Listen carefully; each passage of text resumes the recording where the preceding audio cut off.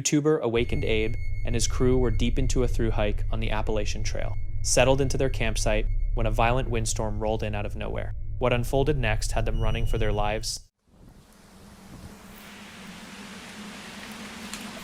Whoa, man. There's gonna be some dead falls tonight.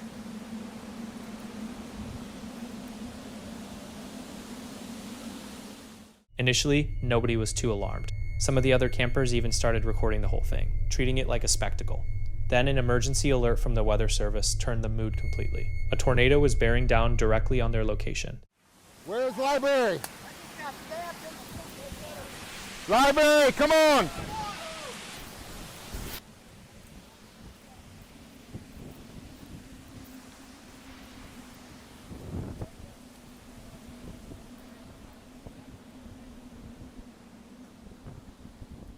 The group bolted toward the truck, while Abe kept his camera rolling, capturing the ferocious gusts in real time. Trees thrashed wildly overhead, and loose debris was being hurled through the air like missiles around them. We just had the trees come down on top of us almost. It is whipping. Was that your tent it almost missed?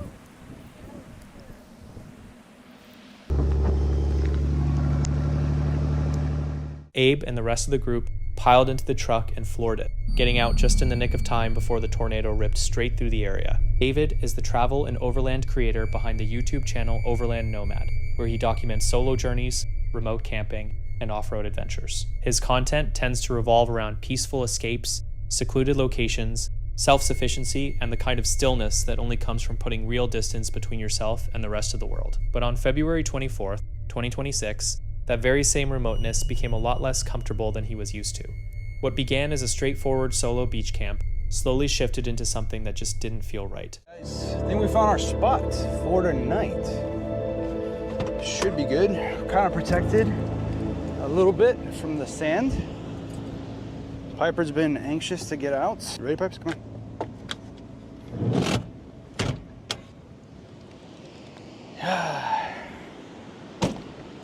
I think this should be good. If the wind changes a little later, then we can move around, maybe get a little closer. But I do like that well guys, I'm very blessed that the wind slowed down, thank God. But I want to give you guys a little tour of Casa Nomad, which is Casa Nomad V2, version 2, because version 1 was the wilderness. This one is version 2. Some of you guys have been asking me if I'm gonna ever bring the wilderness back. I don't think I am. This setup is 10 times better for me. Personally, I like this. It has less room than the wilderness, but setup. In the beginning, everything seemed exactly as it should be. A secluded stretch of coastline, the wind finally dying down, and a setup that offered him both a clear sightline and a sense of privacy. It was the kind of solitude he'd always sought out, calm, deliberate, and familiar. But that feeling of ease didn't hold because as darkness settled in, something about the night started to change.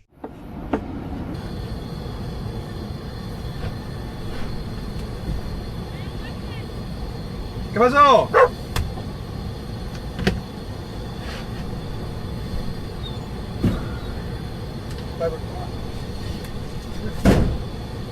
pasó? ¿Qué?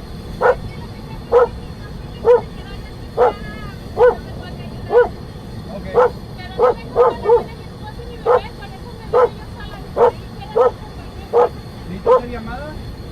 ¿Qué necesita? A ver si me podía ayudarme a sacar mi ropita. Lo que pasa es que quedó aquí pegadita. Piper, you scared me, dude.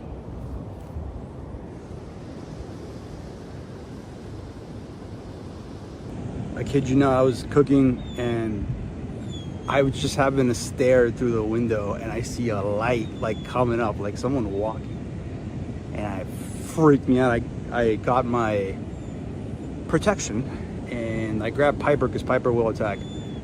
And While he was cooking and winding down, something pulled his focus, a light moving toward him from further down the beach. Initially, it didn't register as anything significant, just another presence along a long, empty stretch of shoreline, until a woman appeared near his camp, claiming her vehicle was stuck somewhere behind her. On its own, that might not have raised any flags, Situations like that do happen, but something about the whole thing felt off to him.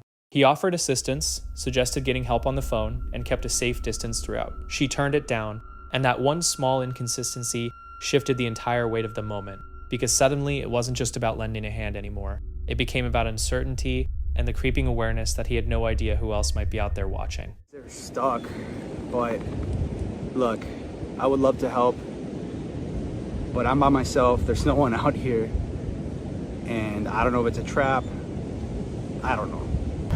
All right, guys. Well, I was thinking about just camping a few miles south, but then I spoke to my wife, and she had a good point. She's like, that just sounds super sketchy.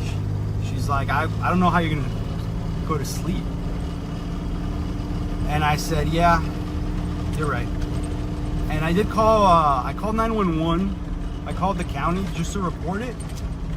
And they said they couldn't do much. They're like, we can't send anyone out there to like rescue her. He made the call to pack up and go steady and measured, no sudden moves. Not driven by panic, but by that quiet internal threshold where things stop adding up and instinct begins to override reason. Because staying meant sitting inside a situation that no longer made sense, while leaving meant choosing the unknown over a bad explanation. Even after he drove away, the unease didn't fully lift. It lingered just beneath the surface, unresolved and difficult to name. Looking back from the outside, the question that remains is whether this was simply a misunderstanding, a coincidence shaped by timing and isolation, or whether there was something in her behavior that didn't fully register in the moment, but still set something off once things quieted down. Her intentions, of course, are impossible to know. There's no clean answer to land on either way. But personally, I find this one genuinely unsettling, not because anything was overtly wrong, but because of the contradictions, turning down help when it was offered, the vagueness in how she communicated, and the reality that in places this remote, even the smallest things feel magnified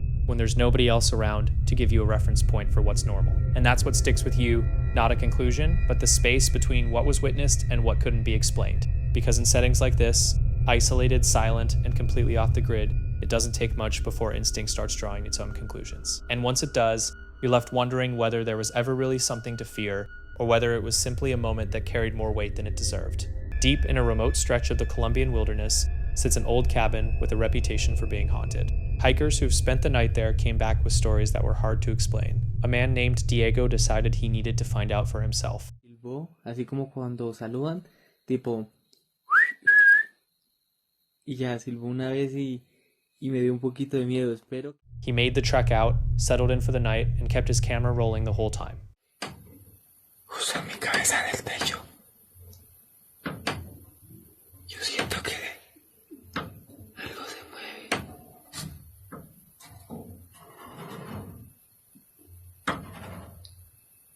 Y escucha.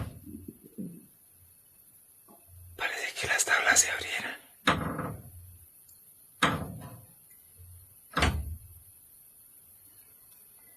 Hay movimiento. For a while, everything seemed completely still, until a single whistle cut through the silence. Then, without warning, a heavy pounding erupted from somewhere up on the roof. He grabbed his flashlight and went outside to investigate, but there was nothing there. When morning finally came, he packed up and headed out, still without any real answers. His name is Larry, and he runs a YouTube channel where he regularly documents his truck camping trips and off-grid adventures across the American Southwest. The video goes by the title, "He Broke Into My Camper While I Was Inside." Deep in the woods, roughly 12 miles south of Williams, Arizona, this solo camper was startled late one night by the sound of a woman screaming for help just outside his RV. He grabbed his camera and started recording everything as it unfolded. Hello?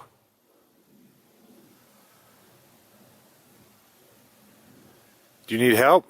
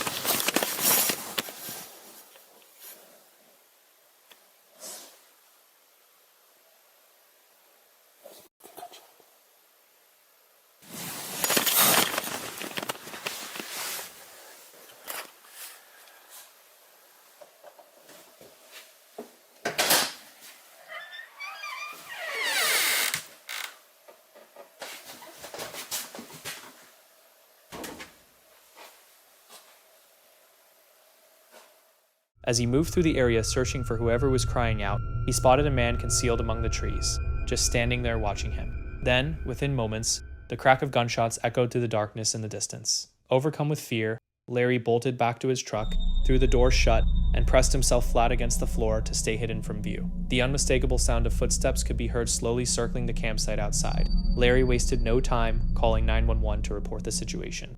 911, what's your emergency? Yes, please. Hey.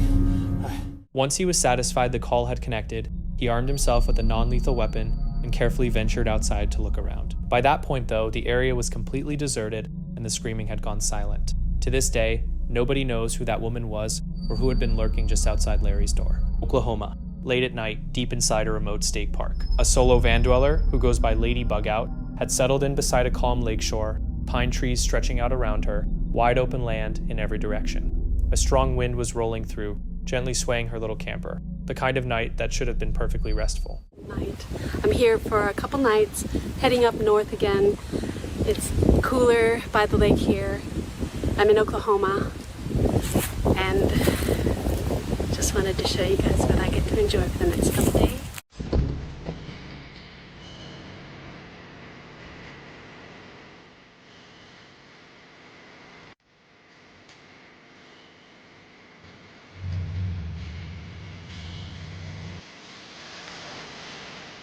Then everything changed. A tornado warning screamed from her phone. Just after 1 a.m, she stepped outside and noticed something deeply unsettling. The wind had completely died, that eerie, unnatural stillness that anyone from the region will tell you means serious trouble. Looking around, she realized her vehicle was sitting completely exposed in a wide open clearing right next to the water. No trees, nothing to shield her.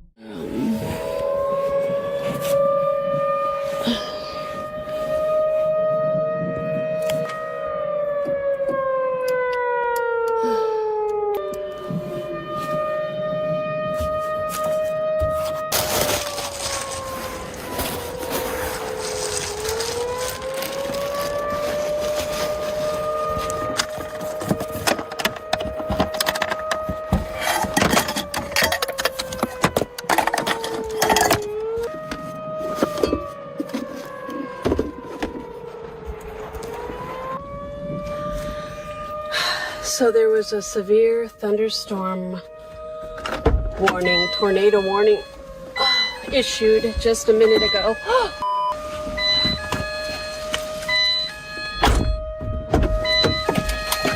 And so I am not sure what to do in this situation. Frightened but keeping it together, she threw her entire camper setup into the van in just a few minutes, keys already gripped in her hand. Around her, other campers were bolting, headlights disappearing, one by one, into the dark as the storm bore down. She took off alone, cutting through the blackness in search of anything solid, eventually pulling up beside a concrete bathroom block, the only real structure she could find anywhere nearby. Thought that somebody would come around. The tent campers hightailed it out of here in the motorcycle. And so I am just going to go to a spot that I'm not so open, because I'm very much in the open.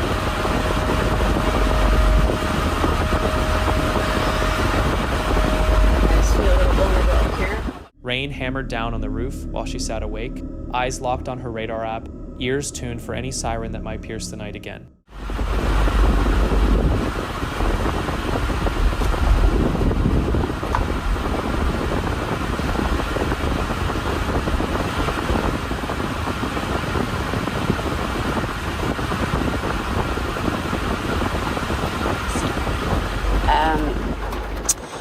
So there's little lights that you see in the distance there. That is the water, which was a beautiful place to be. But I literally was the only thing out in this clearing, and it did not feel safe. So I wanted to get to... When daylight finally came, the threat had moved on. She'd made it through, safe, but clearly rattled by the whole ordeal. Tent campers did leave. They're the only ones that I saw leaving. So I guess for me, that is the one thing I feel the most unprepared for, is that change in weather when it is so quick. So if you have any comments or tips about that, when you have encountered those situations, it would be very helpful to not only me, but others who view this and browse the comments. Hype Mike is known for pulling his crew into some of the wildest and most extreme content on the platform. On May 9th, 2020, Mike and his team dropped an investigation shot at an abandoned campground carrying a deeply troubling history. Children had gone missing there, and notices posted inside each cabin instructed campers to keep themselves covered with blankets until daylight and to never answer if they heard knocking. 3 other YouTubers who had entered the restricted grounds to document what happened had also vanished without a trace. Inside one of the cabins, the group stumbles upon a journal left behind by one of those children. Its entries describe tapping along the walls once night fell and the sound of footsteps outside when no one was around. Let's see if this says anything. First day of camp, heard tapping on the walls after lights out. Counselors told us not to look outside tonight. We have to keep our flashlights by our bed from now on. Heard footsteps outside, but no one was there. Then, a single entry changes the entire atmosphere. A child from that very cabin had disappeared, and those same eerie instructions were scrawled across every cabin wall like desperate warnings. Someone had put them there deliberately, and whatever took place was serious enough that every child had committed them to memory. No one knows why. I can't sleep tonight. Too many screams coming from outside. No. I saw it. I saw it enter bunk 9, it says. So bunk 9, dude, I feel like we need to find bunk. With their equipment running in the pitch black, the first response arrives immediately. They are not alone. A second message then tells them to stay in their beds, mirroring the exact rule painted on the walls. Whatever is communicating through the device seems to know exactly where they are. Somebody here with us, could you give us a name? Yo, look. It's going crazy, guys.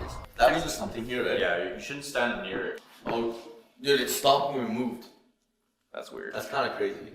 Staying in your beds. Oh, dude, that's... What the hell? Almost feels like it's giving me what those rules were saying. Yeah, literally. Rules vibes, like... Stay in your bed? Yeah. Like, keep your blanket over your head. That's Yeah. Yeah, kind of. A sharp bang suddenly rings out nearby. One of the group turns toward the window and finds a pair of eyes staring back at them from the other side. On the yellow. Is anyone here with us? Hello? Oh, shh. That door upstairs. Holy sh... It's going crazy, like it's like beating. We heard that a bunch of people went missing. They are coming closer. Oh! Who?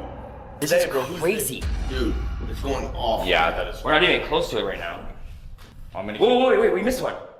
What? The ones outside are here. No What the way, hell? How bro. come we didn't hear that? Is that for real? Yo, look, wait, don't move. Whoa. Am I tripping out? There's like 2 eyes over there. Dude. Oh, no, it's not. The reflection. Dude, there was 2 like bright lights, like the images we're seeing. Dude. I mean, right now I think it's literally your light, but I'm telling you that wasn't like that. What the hell? Then they pick up movement beneath the floorboards. The spirit box implies that something here never moved on. Shh. What the? Whoa. What was that? They never left. They never left. Oh, man, the skinwalkers? Or the kids. Because the cabin sits elevated above the ground, there is a crawl space running directly below them. Another bang erupts from underneath their feet. How do you even go under? Yeah. Well, like the whole cabin, it's like raised above the You're ground. right, we couldn't even There's a see. literal, there's like a crawl space. Really? Bro, man, bro, this could be like the clue that we're like searching for. You know what I mean? I don't know, Like the bro. reason why we're... Should we go under the floor? Is there any skinwalkers around us? Follows. Oh, Follows. follows. What follows? Possible. I can It see actually that, yeah. is. You want us to go under the floor? The hell? What was that? Over there. It was like a banging, bro. Yeah, I heard that. When the device mentions the door, they all turn toward it, but nobody is willing to take a single step closer. Oh my god, Jesse. What? It just said at the door. No way, no way. I'm scared, bro. Like, I don't even want to get closer. Let's get closer. Let's see. This room is creepy. What the hell? It's like so abandoned. Somebody here? Oh! Dude, that scared me, man. Should we go look under the... Heading outside and shining a light into the space below the cabin, they suddenly hear screaming coming from inside and stop dead. Then one of them spots a piece of clothing tucked beneath the structure, something that has absolutely no business being there. This place? Yeah, look. Bro, That's what I'm talking about. Like, it's raised. It's too tight. Like, put the camera Here, hold this. Hold this. Watch out, bro. This thing just said too late. Too late for what, bro? I don't know. Huh. Whoa. Whoa. What? Listen. Oh shit. What do we do? Do we help them? It's coming from the cabins. We got. Oh my. Bro, why is it 10 times creepier outside? Look, bro. Oh, here, you're right. We can't see underneath. Here, let me get closer. You can see all the way through. Here, give me the other camera. Okay, grab this. I can see better with the light. What do you see? What do you see? What the hell? Don't look outside now. Don't look outside now. Oh my god. Remember the friggin' rule? It said, don't put your head. Hey, keep guys. your head down. I think I see like a. Seconds later, a bell rings out clearly, with no one anywhere near it. The device responds. The bell has rung, directly echoing the rule about returning inside before the final bell tolled. They rush back in, and almost immediately a heavy knock erupts from within the room itself. Oh shit. The final bell has rung. Dude, like Get inside. Oh, we gotta go. In through here? Isn't that what it said? Stay inside if you hear a bell. Then an object shifts on its own right in front of them, with no one making contact with it. Me too. Dude, shh. What the hell was that? The bell has rung. It moved on its own? Yeah. I want to know how the hell it knows all this stuff. Like, I don't get it. It's like What makes this whole experience so unsettling is how every strange event seems to trace back to those original rules. If this place truly holds on to them, the question worth asking is, what is it still trying to warn people about? In April 2018, YouTuber CJ Faison had been getting death threats, notes tucked onto his truck, letters showing up at his front door, all written in the same sloppy handwriting and marked with the same symbol, a circle with an X through it. Then one night, while he and his friends were inside watching Netflix, his alarm triggered. They stepped out and found yet another note. You're not welcome here. But this time, it came with coordinates. Against every instinct he had, CJ, Sonny, and Mo made the 3-hour drive and followed those coordinates deep into the forest. CJ already knew it was a setup. Every part of him was screaming to turn around. He ignored it. Almost immediately, something shot through the darkness right past them. A dark figure moving too quickly to make out. Please. Mo, what the hell, dude? Mo! You see something? What the f? I'm not running. I'm not being left behind. Hell with this bullshit. What the f is running after? What is that? What the hell was that, dude? Dude, I swear to God. What the fuck? Off camera, I see somebody run this way. Deeper in, they came across a chair that had been bolted directly into the ground, sitting alone in the middle of nowhere. And I find this chair. It's very weird. You guys didn't see him? No, no. Huh? No, you scared me when you scared the shit out of us, man. You just started running. Oh, I mean, sorry, dude. Shoo. But like, I seen somebody. I've been on these things with CJ before. I know when I see run, I run. Are we supposed to like flip this over, Mo? What the f was that? I just seen it move. There's a light back there, dude. Yeah. There's a legit light. Shh. Sonny, what the fuck? I don't know, CJ. I don't know what I've gotten into. It's gone now, huh? There's no light anymore. Are we supposed to flip this chair over or something? Flip it over, see what we can find. Are we where we're supposed to be? No, this isn't the coordinates. Oh, sh. When you're in the coordinates, I've been looking at them on my phone GPS. I hope I don't lose signal because I'm not from this country. I'm from Canada. My Wi-Fi here, my internet here is terrible. So hold this. I'm gonna lift this up.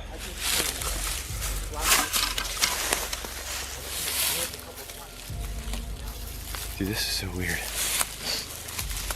Mo. You know, that thing is solid in the ground. No, that thing's solid in the ground for sure. I wonder how long it's been here. That's a seat. It's like a chair. Yeah. They pressed on. The coordinates pointed to a single location, an X constructed from sticks laid out on the forest floor, identical to the symbol from the threatening notes. What the f is that? What is that? It was like this. I don't know what the fuck it is. Holy shit. Is that like some kind of devil worship and stuff or something? Could be. What the It's like a circle with an X in the middle of it. What the hell is that supposed to mean? I don't know. So hold up, let me check. That's weird. Let me check the coordinates. Let's see how far we need to keep going. That's got me creeped out. I feel like we're being watched right now. I'm speechless. I don't know what. I'm out of my element. What? Yeah, I'm f***ing shivering right now. Why? The coordinates are literally for here. Well, I mean, I don't quite understand. The coordinates brought us here. The coordinates that whoever sent us those coordinates. Dude, I'm telling you right now, this is a f***ing trap or something, man. This is bullshit. Would somebody give us? Is there something underneath of it? You know what I mean? Like X marks the spot. There's a damn X, but there's... X marks the spot. That's when CJ's phone lit up. It was his father. Someone had sent him an email. The message read, "Your son is going to die." I'm serious. Yo, my dad just called me. What? I kid you not, my dad just called me and he said somebody sent him an email with an X marks the spot. Please be Email with joking an me, X in a dude. circle. And he said your son is gonna die.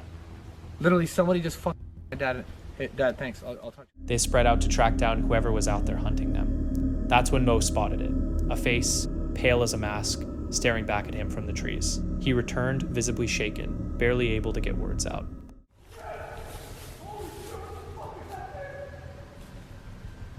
What the f? That was Mo. Mo!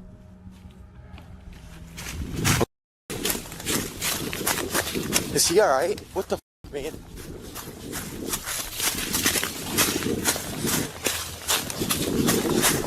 Mo!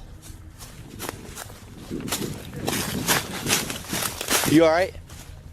What? What? I don't know what's wrong with me.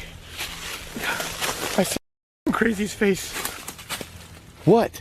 I seen the craziest face. Where? All the way down there. Oh, dude, are you for real? What did it look like, dude? It was the scariest thing I've seen in my entire life. I'm literally about to cry. I'm literally in tears. No in tears. I see it. Oh my god. The living shit. Now I'm scared. Oh my god. Hold on. I need to breathe. You alright, dude? I have anxiety, bro. That scared the shit out of me. I'm not joking. No, scared the hell out of me, and now I'm really terrified. I'm sorry to give you guys a scare. I was trying to have a talk with my fans here. Bro, I seen a glimmer of a face. It was like a white face. It was like a white mask of some sort. Oh, that's even, it makes me feel real good there, yeah. It was actually down that way. Bro, my eyes just teared up because of this. I'm telling you, this is some bullshit here, dude. Some absolute Bro, straight that was bullshit. something demonic. That was not human. That was not For human. real? Yes, it was demonic. I don't feel good. I feel like I'm... Then the flashlights appeared, multiple beams, closing in from different directions, switching off the moment they looked, then blinking back on somewhere else entirely.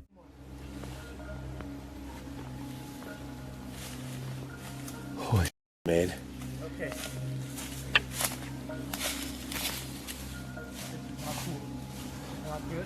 Guys, I'm leaving my flashlight off right now. Mo, where are you going? Huh? Where are you going? I don't know, bro. I'm just fucking freaking out right now. I'm literally freaking out right now. I just want to get the out of here. I do too. I'm not even turning my light back on right now, dude. I'm sorry for swearing so much, you guys, but I'm genuinely scared. Dude, there's a flashlight again.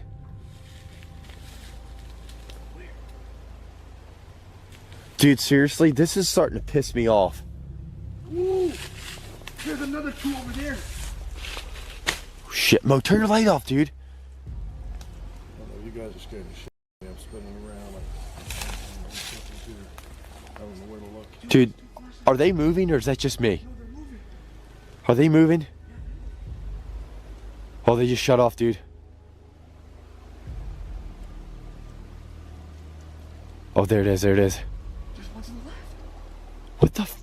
We're surrounded. Dude, I don't like this, man. What was that noise behind us?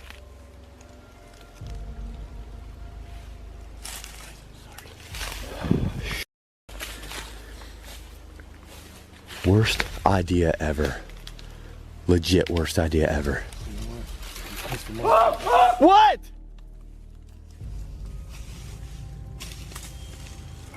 Shit. Damn, I hit it. Are you okay? What happened? Yeah, no, I just hit my camera when I spun around. I think I'm recording again. I'm sorry, I just freaked myself out. Dude, what happened? I don't know. I just freaked myself out. Those flashlights are gone though.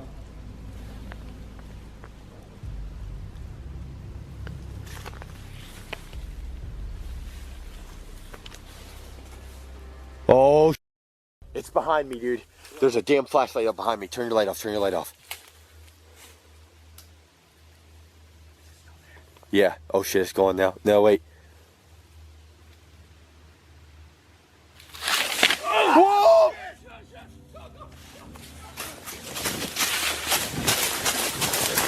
Oh shit. Oh damn it. Oh damn it.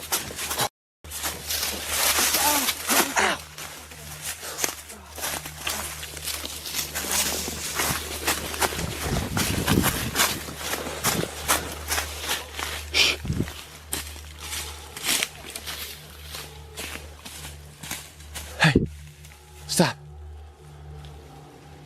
What the hell was that, CJ? Turn your lights off. Dogs started barking in the distance, growing louder, and then a whistle cut through the trees. 3 sharp notes, repeating over and over, like some kind of signal or taunt. You have got to be mother kidding me right now. Fuck.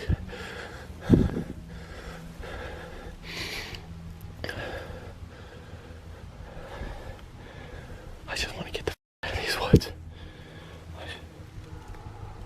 I just want to get the fuck out of these woods. Please help me. These fucking dogs are getting closer too. These dogs are getting closer. I don't know what the hell that whistling is, but it's really freaking me out right now. And I feel like it's getting closer to me. CJ got cut off from the others, completely alone, flashlights both ahead of and behind him, nowhere to move without exposing himself. He dropped into the bushes and held his breath. Oh, damn it. Someone's walking. Someone. Holy shit.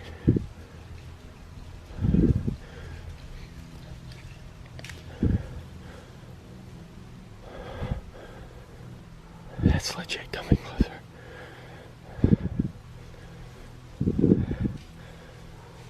Oh shit. Oh shit. Someone is coming closer. Holy shit. I'm gonna lay down. I'm gonna lay down on the ground.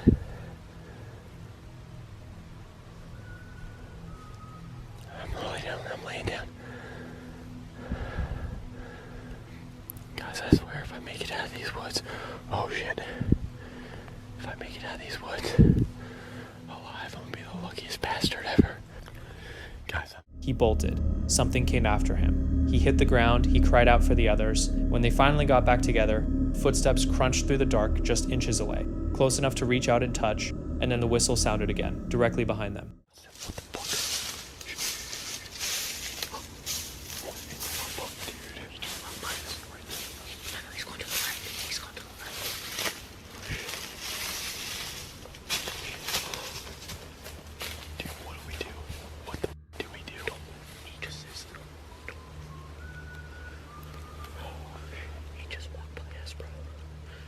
He's trying to us. I know. He is legit trying to kill us.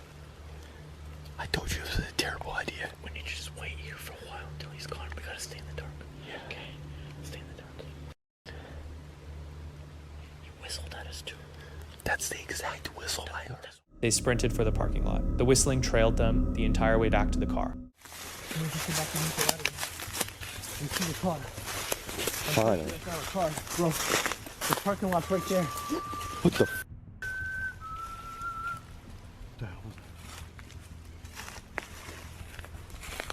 That whistle sounded really close. Is that behind us over here, guys? To the right. Oh! Well, oh, damn it! Get the mother here. Oh, oh shit. Oh. Like this.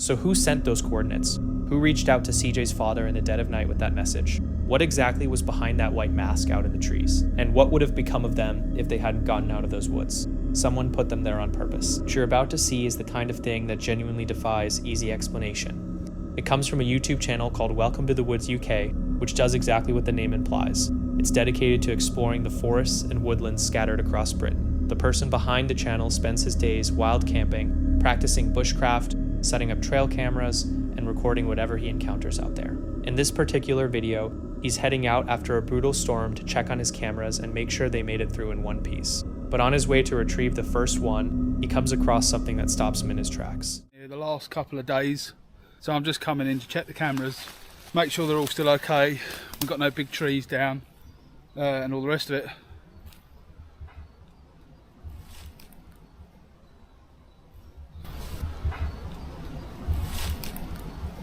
I have found some really bizarre tracks today. This boot print doesn't match my boot print. It does look fairly old. It is very strange and it's quite big. So it's definitely a man or someone that wears a very, very big shoe. I'll just spin you around to show you it.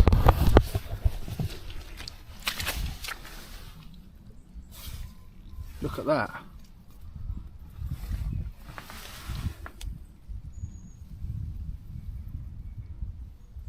That's massive.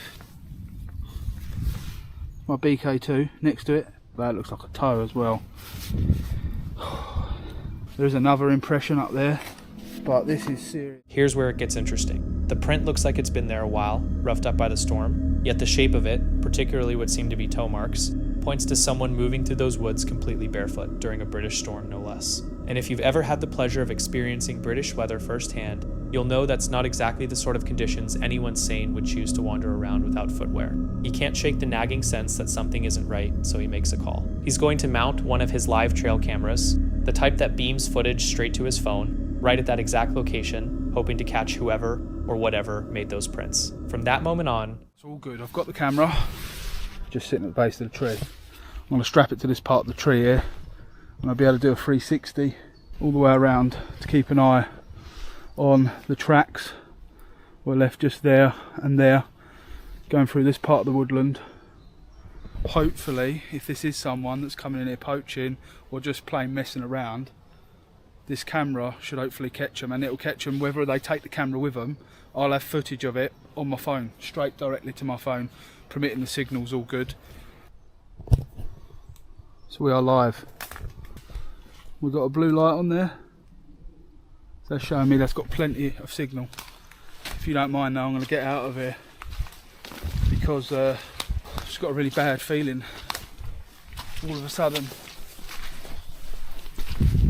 I think it just might have sketched me out a little bit. I've actually found footprints as well now after all that time has passed. Nothing else has really happened. Right.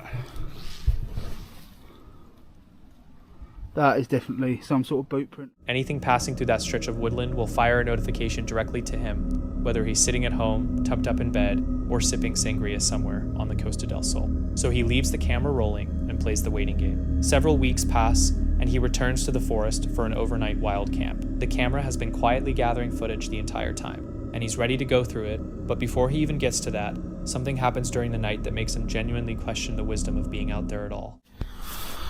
I don't know if you'll be able to hear, but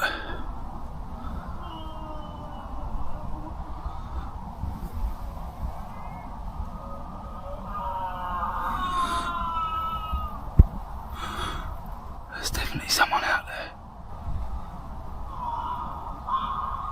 Fuck's sakes. 2 seconds. Hello? Seeing that the break of daylight was only an hour and a half away, I did decide to pack up and get going quite early. There was nothing more that happened that trip. I must admit I was more concerned that someone was walking around injured or out there hurt. So I did do a full sweep. Now a lot of you are probably already jumping to the animal explanation, but here's the problem with that. There are no elk roaming the UK, no bears, no large predators prowling around producing that kind of noise. So if it's not wildlife, then it's a human being. And if it's a human being, what exactly are they doing out in those woods in the dead of night? When he eventually pulls up the trail camera footage, things take an even stranger turn. 3 days after his overnight stay, the camera records something he absolutely was not prepared for. And honestly, it pinged on. And then all there was this funny little orb-looking thing up to the middle left-hand side. I eventually ripped this off as some sort of bug that had come down. So let's fast forward 3 days post-camp that you've just seen. Early Thursday morning at 4:12 a.m, this figure comes into view. Almost looks like it's trying to pull something down from a branch above, acting in a peculiar manner. Then the camera takes a further 2 still shots of it moving further off to the left-hand side of the woodland. So why is this person there at that time of the morning? Why do we keep hearing these shrills and shrieks?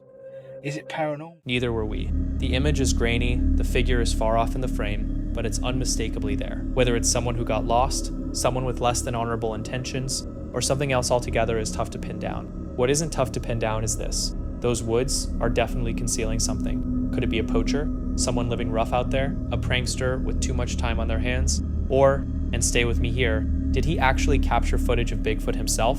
Though given that this is the UK, that would be one seriously long-haul trip for the big fella. Drop your theory in the comments. Introducing the creator behind Gone Far Afield, a channel dedicated to pushing into untamed wilderness in search of nature at its most unfiltered. But the wild doesn't always deliver tranquility. During one particular journey into an isolated stretch of forest, this explorer headed out with the goal of documenting the quiet beauty of the landscape. It wasn't long, though, before an uneasy sensation crept in. The distinct feeling of being watched by something just out of sight, prompting a wary verbal warning directed into the darkness to back off.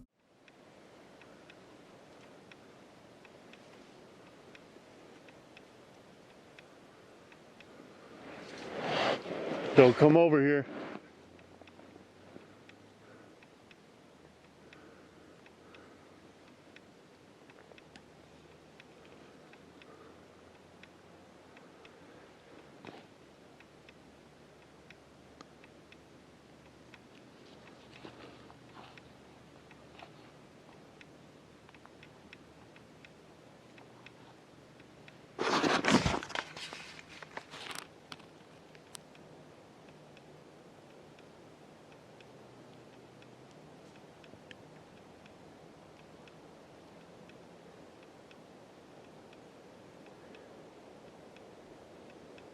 I definitely just heard something very large moving through the woods.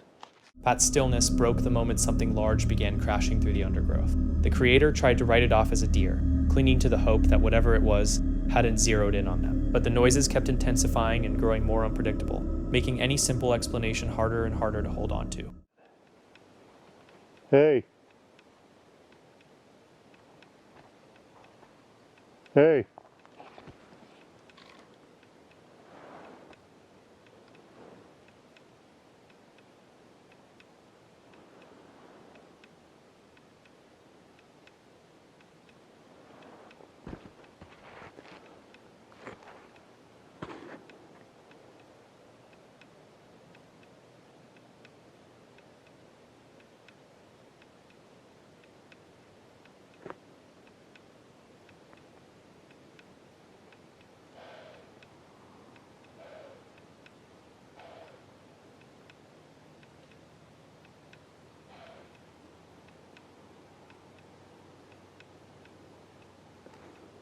What in the heck?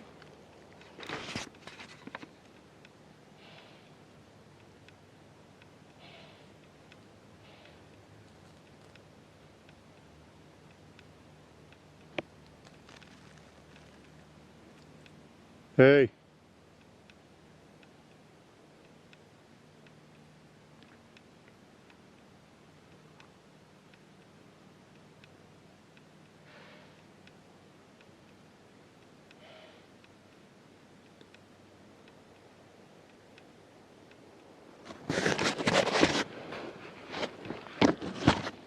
The heck is that? Calling out in an attempt to identify the source brought nothing back but more silence. The sheer strangeness of those sounds left the creator completely at a loss. Every rational explanation they reached for seemed to slip away, replaced by a deepening unease. Another shout into the trees went unanswered, until a brand new, wholly unnatural noise sliced through the quiet, drawing a firmer, more urgent warning toward the tree line. Whatever was out there was never identified, a wild animal, or something far more disturbing. The question remains open, a quiet reminder that even the most peaceful-looking forests can conceal something you'd rather not meet. Fortunately, sharp instincts kept things from going any further. Some places, it seems, are better. The Psychosocial channel is typically known for its easygoing fishing content, IRL streams, and casual everyday moments. But during one outing near New Braunfels, Texas, a relaxed afternoon on the water spiraled into something deeply unsettling, something serious enough to make the creator drop everything, grab his camera, and dial 911. It started out as a completely ordinary stream. He'd taken his kayak out for a quiet day of fishing along the river, drifting through the current and soaking in the evening atmosphere. Then, as he paddled toward the underside of a bridge, something broke through the ambient sounds of the outdoors, something that stopped him cold. Screaming,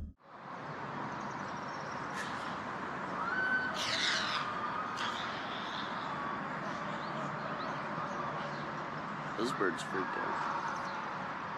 What the hell is that noise?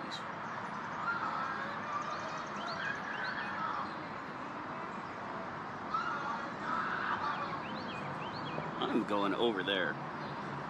I don't know if the stream is working or not yet, but I need to hear whatever the hell is happening over there.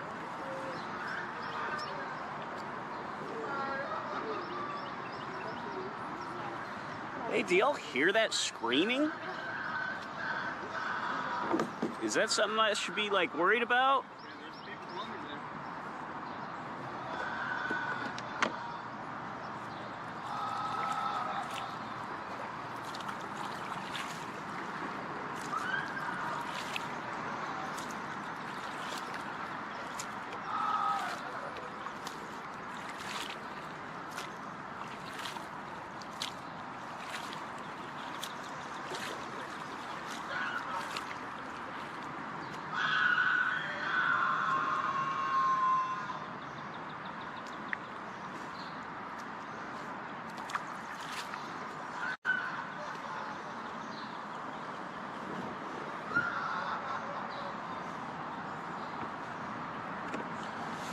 Whew. I think my day is about to be ruined.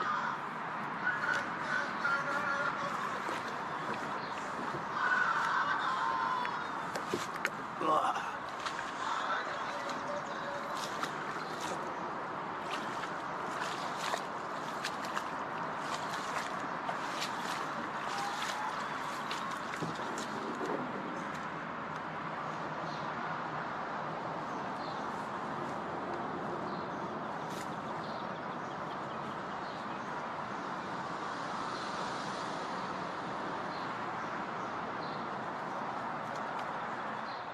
loud, desperate, and coming from right beneath that bridge. His immediate reaction was disbelief, but that gave way to genuine alarm almost instantly. He started shouting toward the source of the noise, asking whether anyone needed assistance. A few other people in the area, some of whom were actually under the bridge at the time, acknowledged the commotion but showed little interest in stepping in. That's when he made up his mind. This needed to be reported. Screaming like that doesn't happen for no reason. But here's the part that really got under his skin. The second he called out, the screaming stopped. Just like that. Gone. As though someone had cut it off. Whether that meant a victim had been silenced, or someone realized they'd drawn attention, that split-second timing haunted him. He couldn't shake the question, was it a mental health crisis, someone in physical agony, or something far darker? He contacted emergency services and walked them through everything he'd witnessed in as much detail as he could manage. Once the call was done, he pulled his kayak ashore and climbed up the embankment to see things for himself. What he came across was troubling, but it didn't give him any real answers.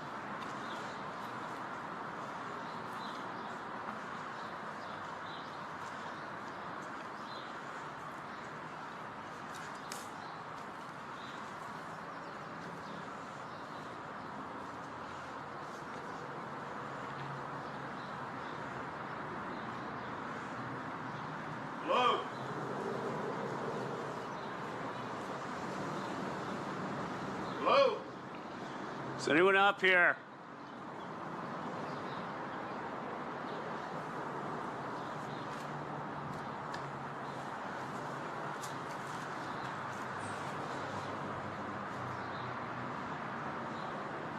You see anyone? No?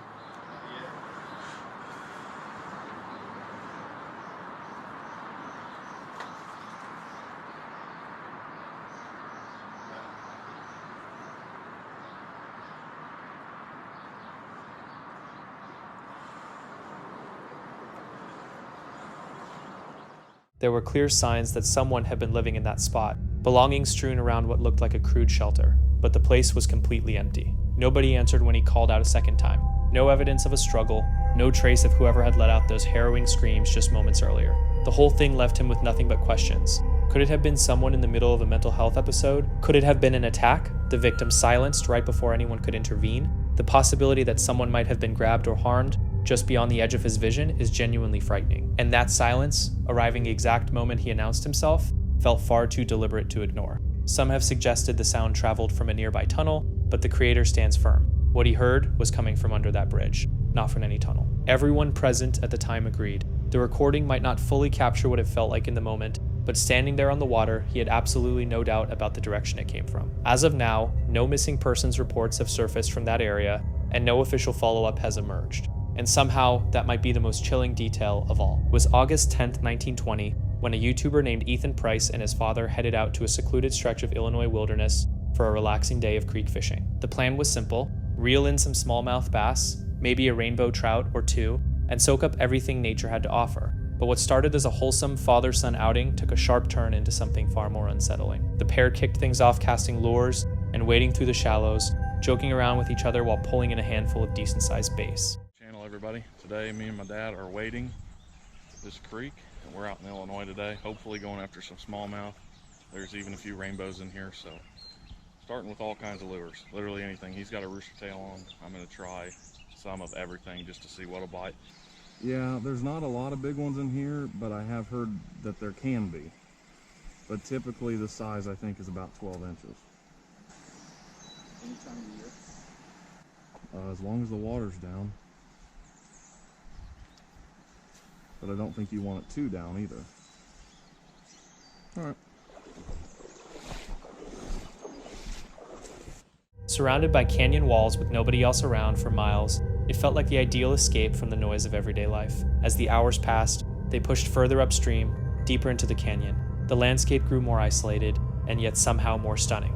But then the mood shifted. Somewhere around midday, something started to feel wrong.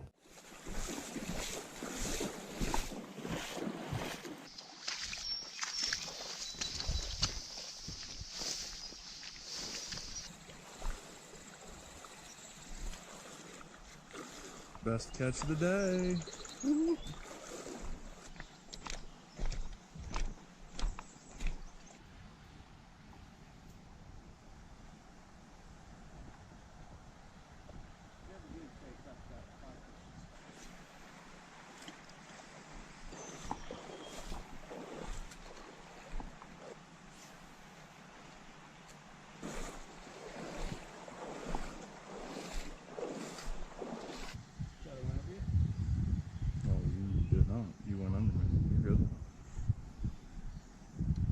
Catch that fish.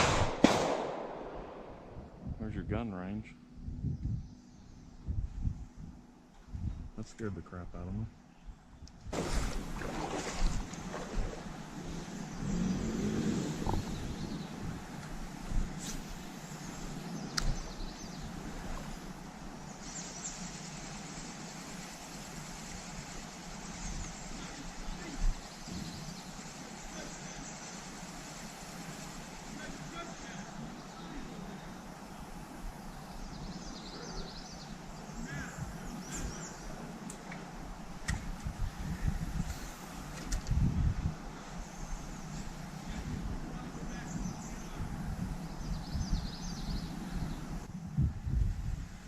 Well, that's the first. I guess. Well, good luck. There's no service.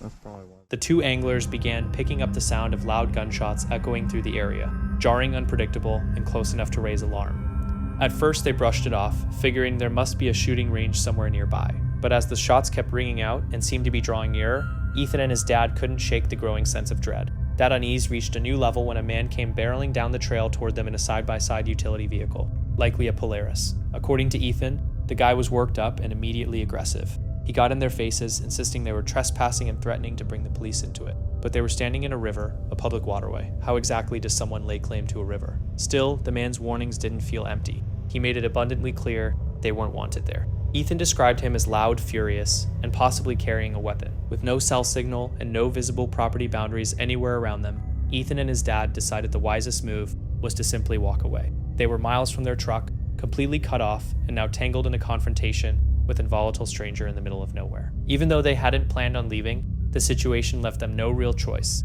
As they made their way back toward the trailhead, the sporadic gunfire continued somewhere behind them. Whether it was deliberate intimidation or just coincidental target shooting, nobody could say for certain. But combined with the earlier run-in, it was more than enough to cast a dark shadow over the whole day. Further down the trail, they crossed paths with other hikers, one of whom mentioned spotting a sign nailed to a tree. It wasn't just a standard no trespassing notice. It explicitly warned that anyone who entered would be met with gunfire. Whether or not a threat like that carries any legal standing almost doesn't matter. The intent behind it was unmistakable. Get out and don't come back. Nobody was hurt, and for that they were fortunate, but the raw fear and unpredictability of the whole encounter left a mark that was hard to shake, even within a genre already packed with outdoor adventures gone sideways. And honestly, when you're deep in the backcountry, far from any help or cell coverage, a sudden confrontation with the wrong individual can be every bit as dangerous as anything the wilderness itself might throw at you. When you venture out into truly remote terrain on your own, you go in expecting quiet, open space, and maybe a little solitude.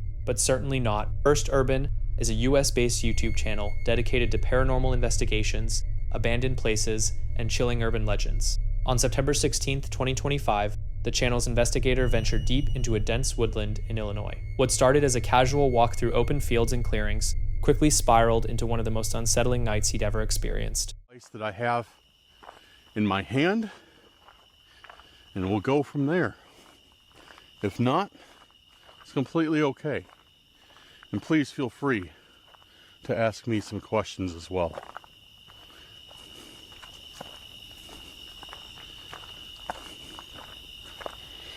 So first response we got is family. Frank. Frank?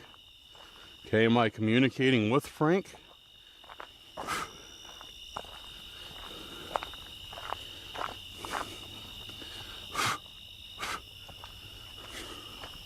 What is this up here?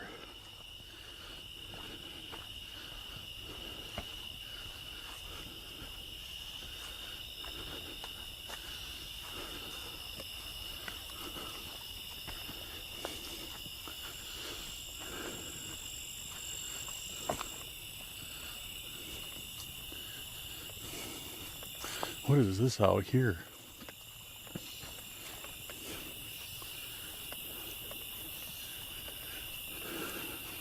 It's like, is it a lake or something?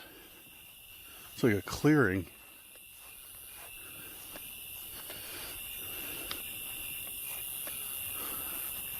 Clearing with some more paths.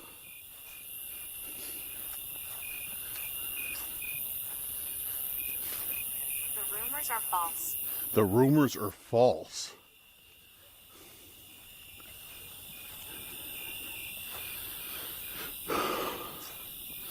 Oh wow. Yeah, this is Illinois for you guys. This is what I was talking about. Fields and cornfields. This is exactly what I was talking about. Fields and cornfields as far as the eye can see.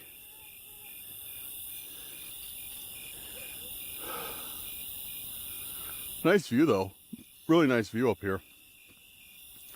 But let me check the map again. I might be going in the wrong direction. Yeah, I might be going in the wrong direction. I might need to go back the other way.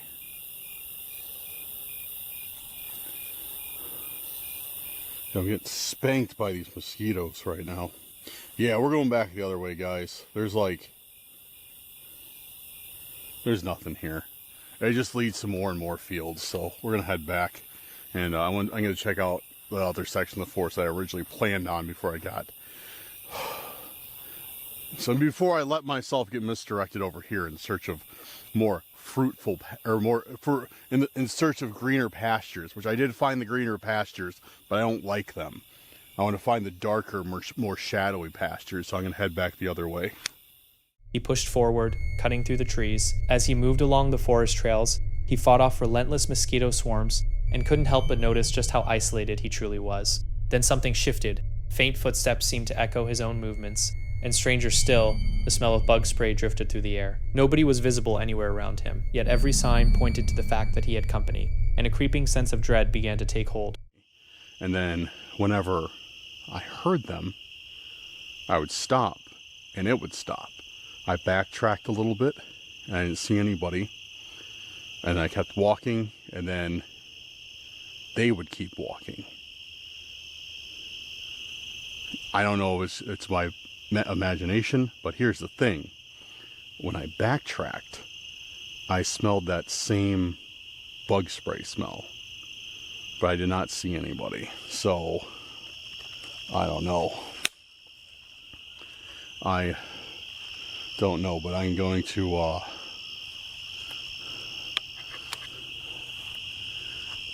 I'm definitely going to see if this way is there's a shortcut up here.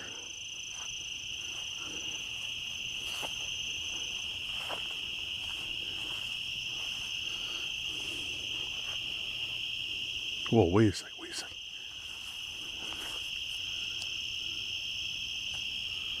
Dude, I just saw a light.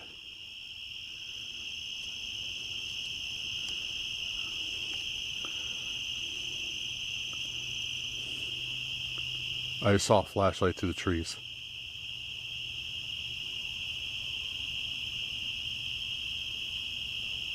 I definitely just saw a flashlight through the trees.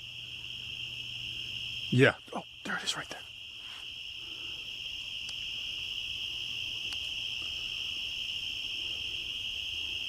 You guys see that? Right. And they're not moving. And they just shut it off when I turn my... Hello? Hello?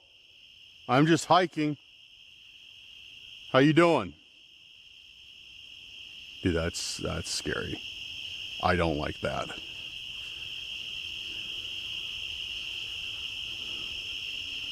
I don't like that.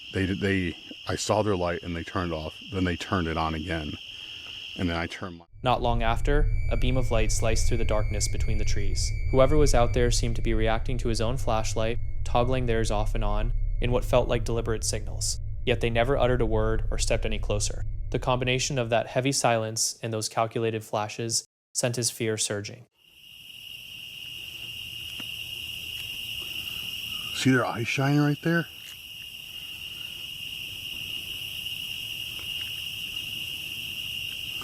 Yeah, there's deer out there just oh, there's more in the back. See, there's those two. And then to the right of them, oh, there's more. Oh, wow. Look at them all. There's 4, 5.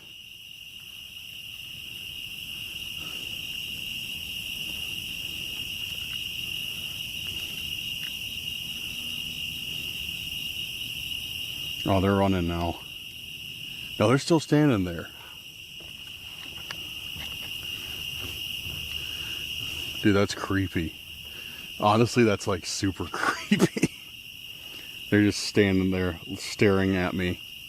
Their reflective eyes in the dark. Maybe they're not deer.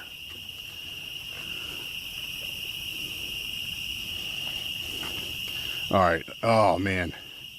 So this is getting rough. See all these bugs? Yeah, this is pretty bad. I'm gonna have to switch to a color that bugs like a little bit less. Apparently they like blue. Alright. You like blue? What about let's try do you guys like teal? Alright, apparently they like teal. Let's keep going. You guys like green? You guys like green? Yeah, you're still attracted to green. Maybe I gotta do that ugly yellow.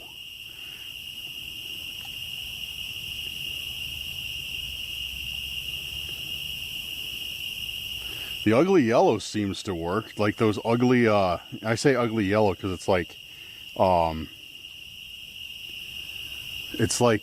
yeah, that works pretty well. I mean, there's still some here, but it's like the old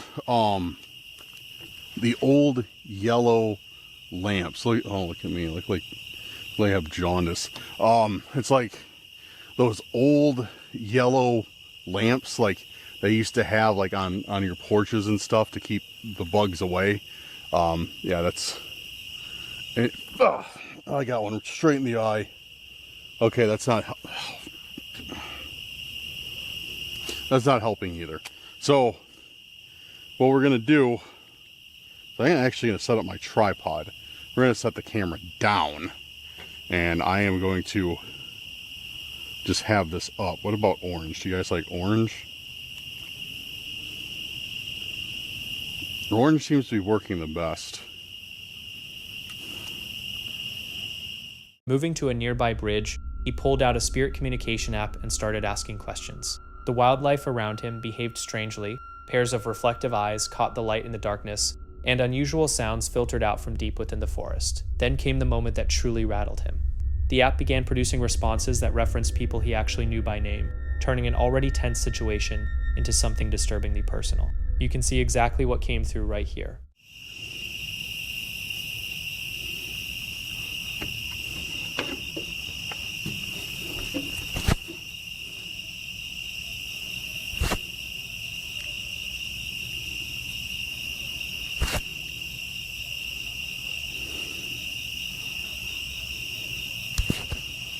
Dude, I just saw. Yeah, there it is. Guys, you see that?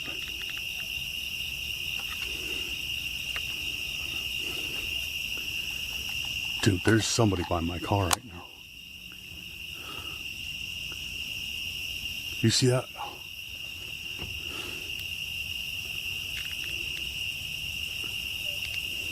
Okay.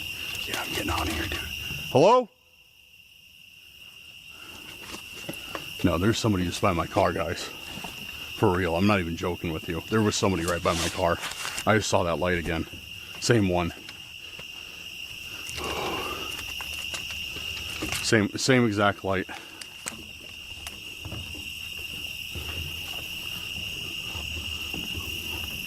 Hello?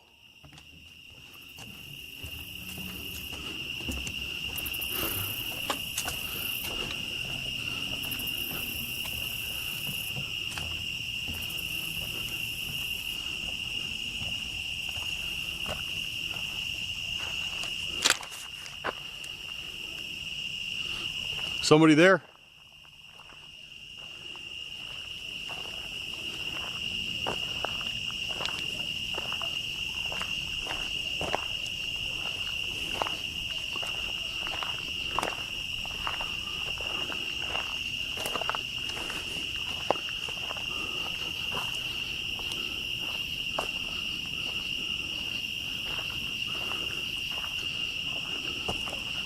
Is someone there?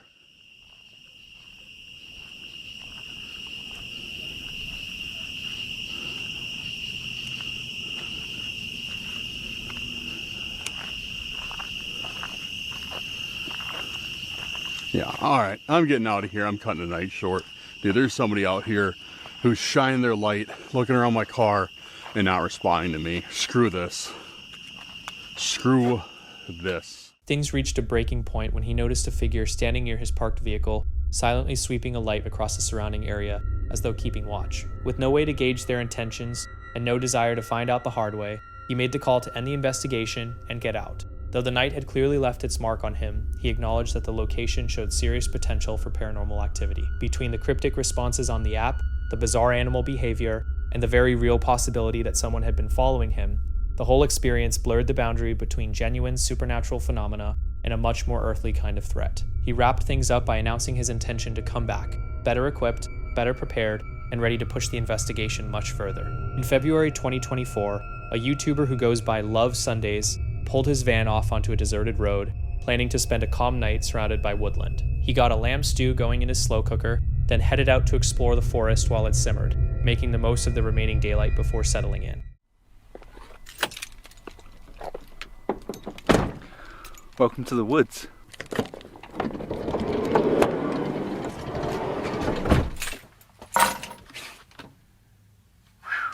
I mean, I am parked on the side of a road. I have parked across from a bit of a clearing. After last week's video where I had a little bit of aggro, I decided this week I'm just going to come out in the middle of nowhere so that I can have a little bit of downtime.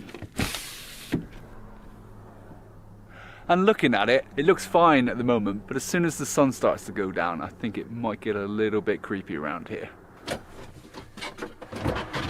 So I've got a bit of a plan for today.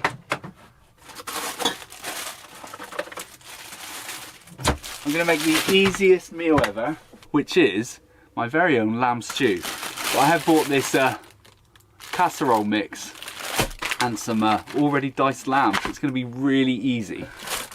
And I'm going to chuck it all in the slow cooker, so then while this is cooking over the next couple of hours, I can do a little bit of exploring and then come back to a nice hot meal. So I kind of feel like it would be rude not to go for a little wander in the woods while we're here. Get back to nature. How am I going to overcome this? Do some climbing. I mean, it's just padlocked. There's no signs that say keep out, so I'm going in.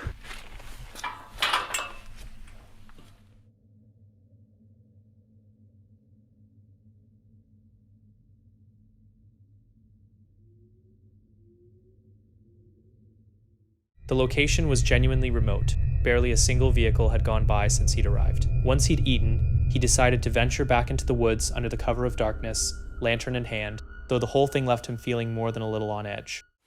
I've drawn the front curtains because, you know, if there are any cars that go past, I mean, this road is pretty quiet.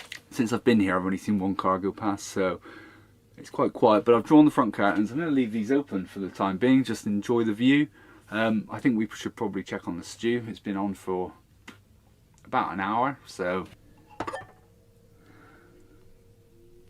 getting there. Well, whilst I wait for that food to slowly cook away, I think I'll be a bit of a wuss if I don't actually go for a wander in the woods when the sun's down. Might leave the diesel heater on really low. It's on the lowest setting at the moment anyway, just so it's nice and warm in the van when we get back.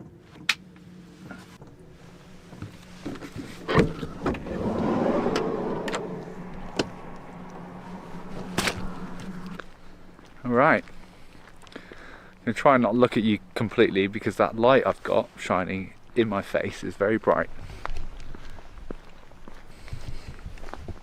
Okay.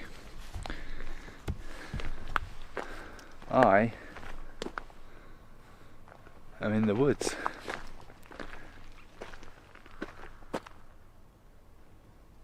There's a lot of like weird nature noises.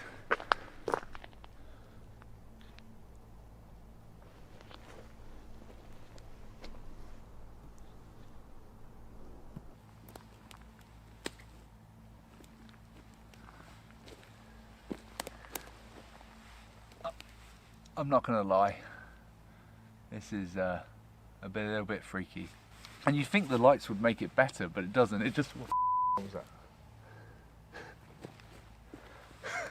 that? Sorry, I got freaked out then. It just makes all eyes be on you. So if there's anything in here, there's only gonna be animals and things, but you just don't know, do you? Angry badger or something. Then, deep into the night, headlights appeared as a car rolled up nearby. Something about the whole situation didn't sit right. Were these people scoping out an unattended van, or did they have something else entirely in mind? He kept still and quiet, hoping they'd move on and leave him in peace. I think I'm just gonna go to bed.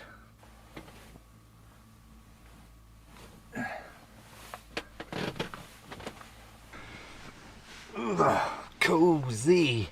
All being well, I'll see you in the morning. Good night. A car's just pulled up. it sounds like they're walking around the van.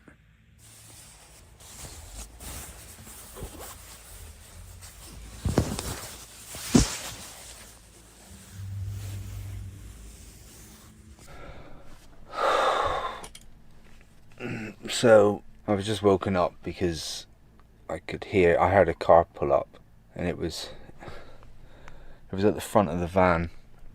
So I got up, turned my phone on and filmed, and as soon as I drew the curtains back, they drove off. They got to the end of the road, turned around, and then came back and parked behind the van.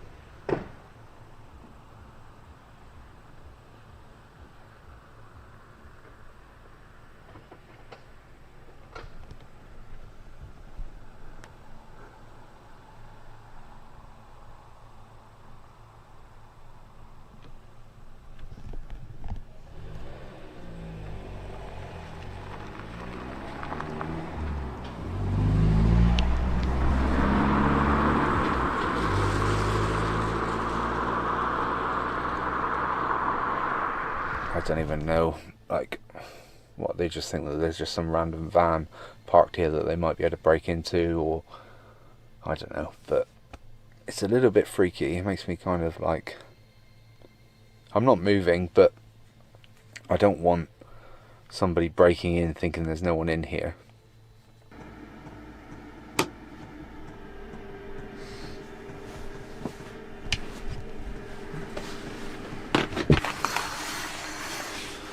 What a miserable day. I slept surprisingly well, considering after that car pulled up outside and then drove off, I didn't hear anything else for the rest of the night. So from then I actually slept all right.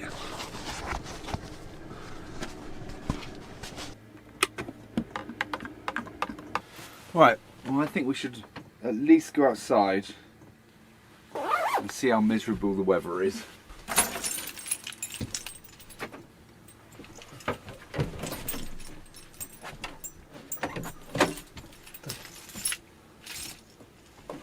My door's stuck.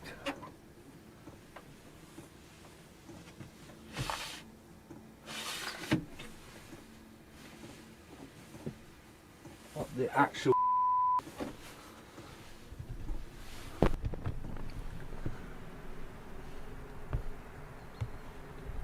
See that?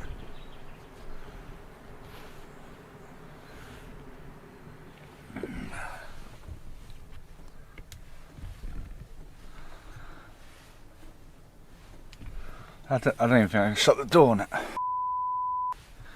So when I said I got left alone last night, it doesn't look like I did get left alone, does it? I didn't even hear anyone out on the side door. Right, I've got to work out how to do this. I don't think I've got any pliers.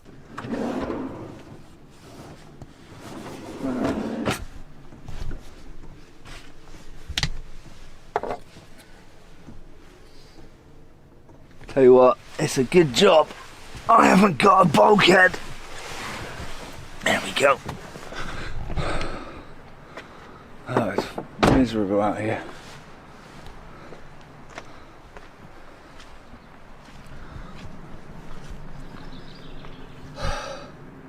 So here's the...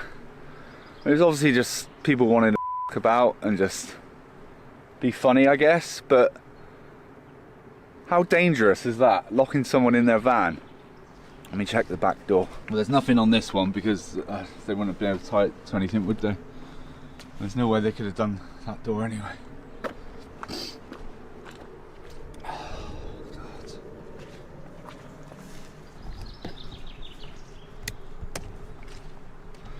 Right, let me put the camera down.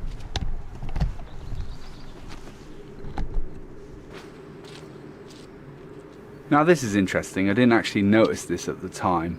But if you look at that fuel cap there, there's fingerprints. So now I'm wondering, was their intention to steal my diesel? And if so, did they cable tie the doors so that they could make a quick getaway if they got rumbled?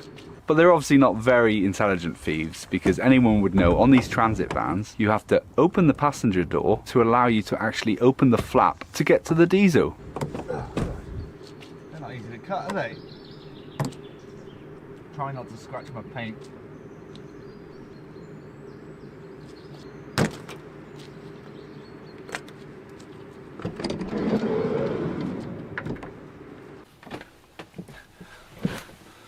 Well, that's the first time that's happened. What a waste of cable ties.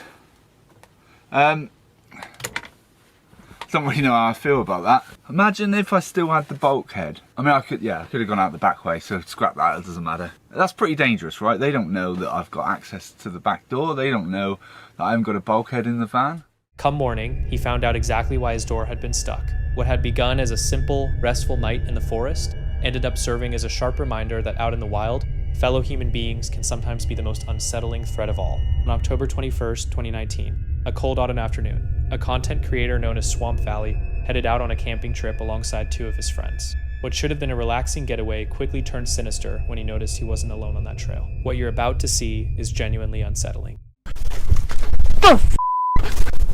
As Swamp swings the camera back toward the path he just walked, a solitary figure stands completely still far behind him, eyes locked directly onto him. That single image confirms everything he feared. Someone is tailing him.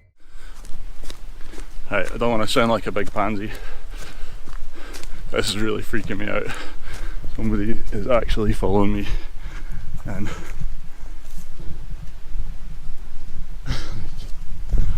it's freaky, man.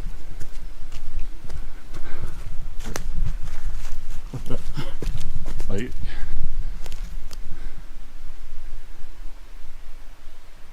who the hell is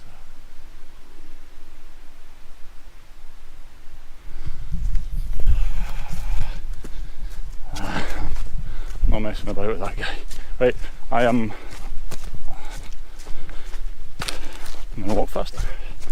Once he pushes deeper into the woods, Swamp's nerves don't settle. He had counted on the thick tree cover to shake whoever was behind him, but the shadowy figure continues to close the gap with every passing minute. The further in he goes, the heavier that dread becomes. I'm trying to think of what to say. I'm like, is that a prank?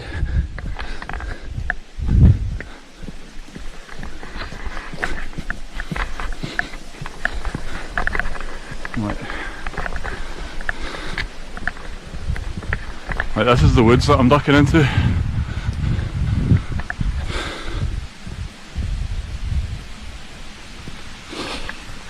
Do I just bloody call this? Where'd he go?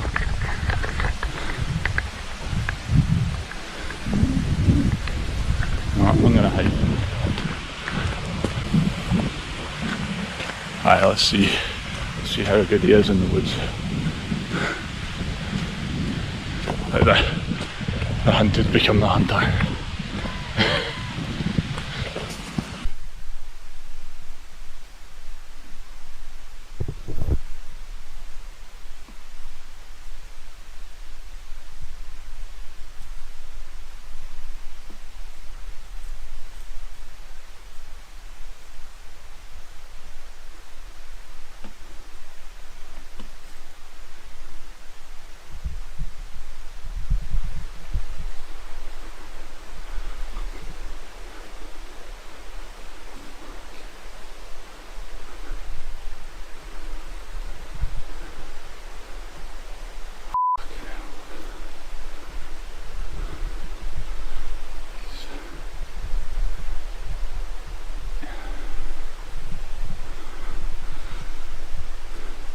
He's heading up to where Colin and Sam are.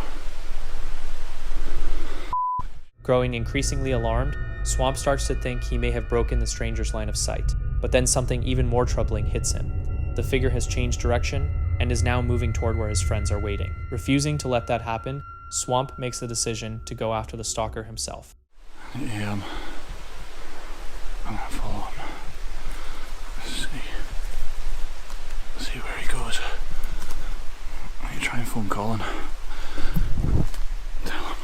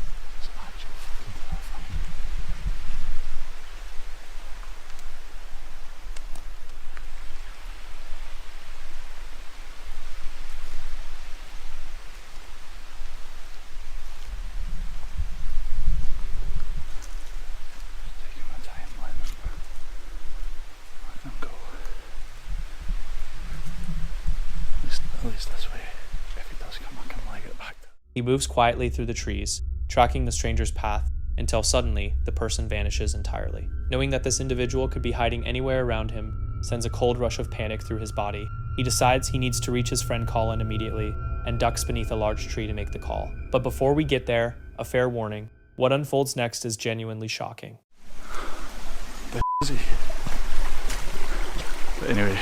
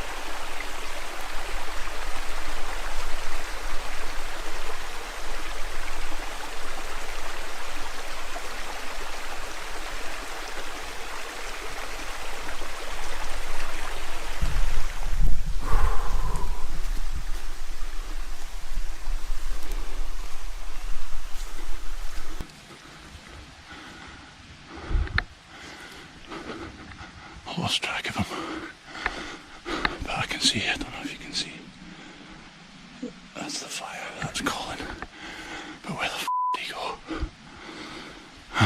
Honestly, I was about 50 metres behind him, I don't know where he's gone.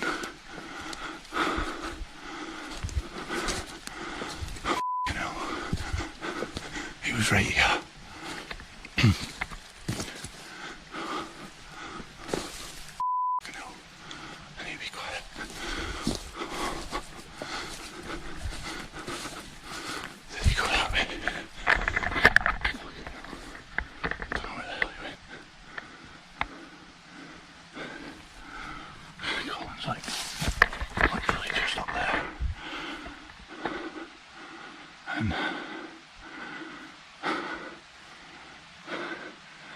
I don't know where he is. Give Colin a phone. Just tell him something. Right as he's about to dial, the figure materializes from directly behind the tree. In an instant, Swamp is drenched in gasoline. He scrambles to his feet in a frenzy, but before he can put any distance between them, the attacker produces what appears to be a homemade flamethrower and comes charging straight at him.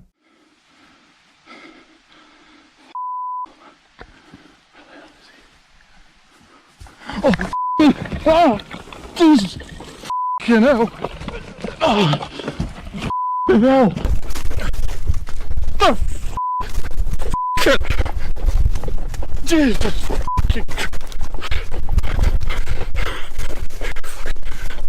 F***ing burned. F***ing river. F***ing river.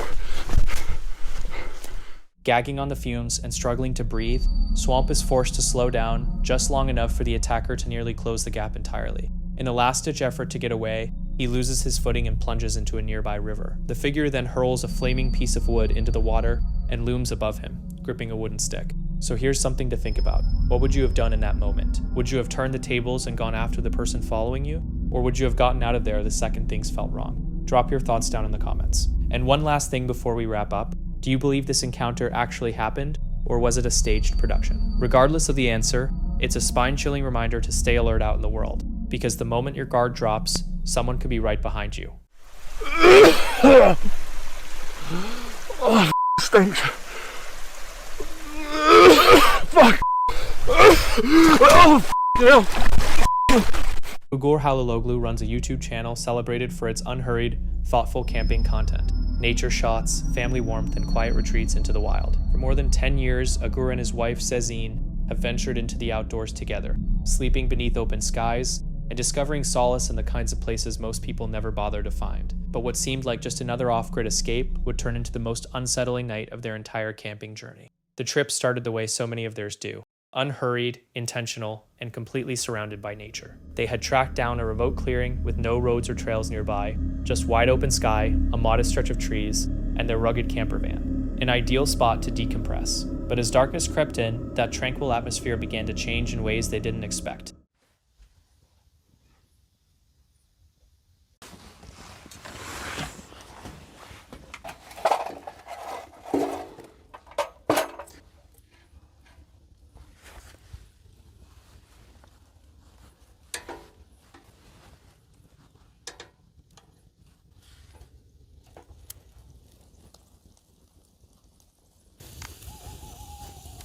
Duyuyor musun baykuşu? Duyuyorum. The fire popped and hissed as Ugur and Sezin worked on their evening meal, the smell of grilled vegetables drifting through the cool forest air. Night had settled gently over the clearing, drawing a blanket of calm across everything around them. These were the moments they lived for, uninterrupted, unhurried, and a world away from the grind of everyday life. Just the two of them, food on the fire, and the soft sounds of the woods closing in for the night. What they didn't realize was that the evening was about to take a deeply unsettling turn. Of. Acı biber. Sana mı denk geldi?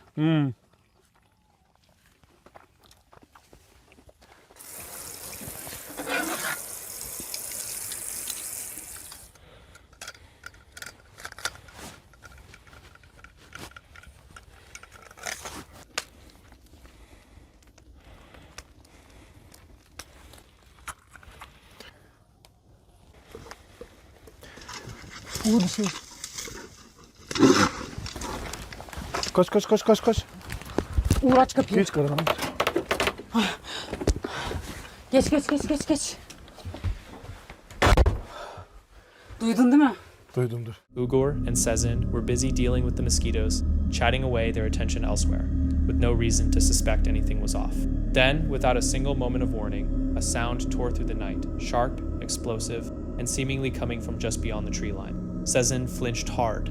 Ugur went completely still. There was no gradual buildup, no chance to think it through, just raw, immediate instinct taking over. Within seconds, Uğur bir şey. they dropped everything and sprinted for the camper. The easy laughter of the evening evaporated, replaced by something much more urgent. Once the door was shut behind them, the silence outside became almost suffocating. They sat and listened, barely moving, trying to make sense of what they just heard. An animal, a person, something harder to explain. There was no way to know. But whatever it was had been close. Uğur çok korkuyorum.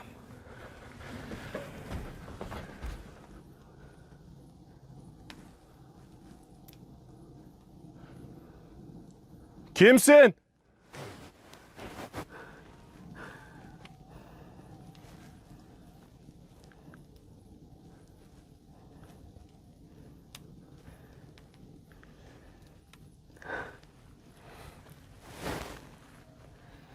Uğur uzaklaşma. Ses ver. Uğur lütfen içeri gel. Tamam toplayayım şuraya da geleyim aşkım. Yaklaşıyor gibi Uğur. Yok aşkım be. Kaçtı o. Neyse. Since that initial burst of sound, nothing. No footsteps, no voice, no follow-up.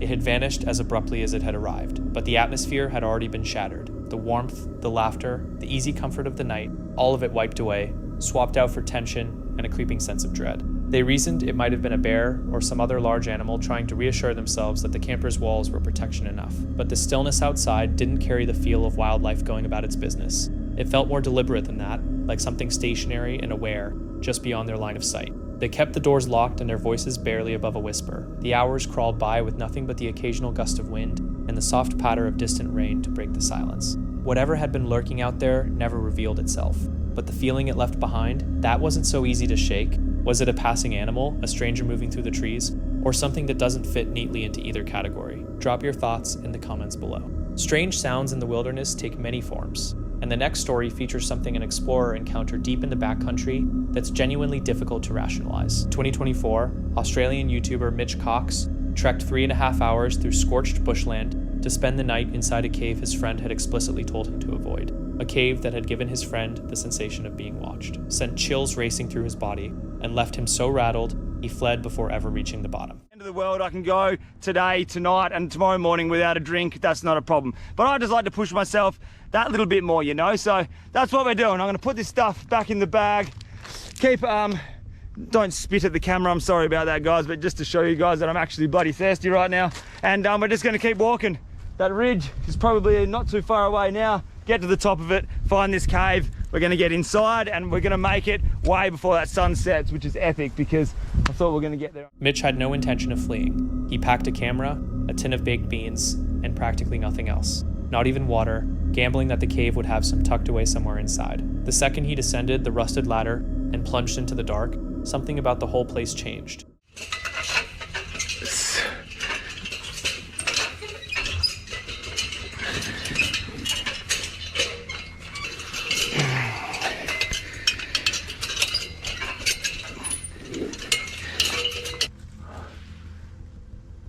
Okay, outside world, I'll see you tomorrow morning when we're climbing out of this cave. Look at the size of it. This is just the entrance of the cave here. And then obviously it just goes back into the darkness there. Look at that. There's big cracks which just continue down by the looks of it.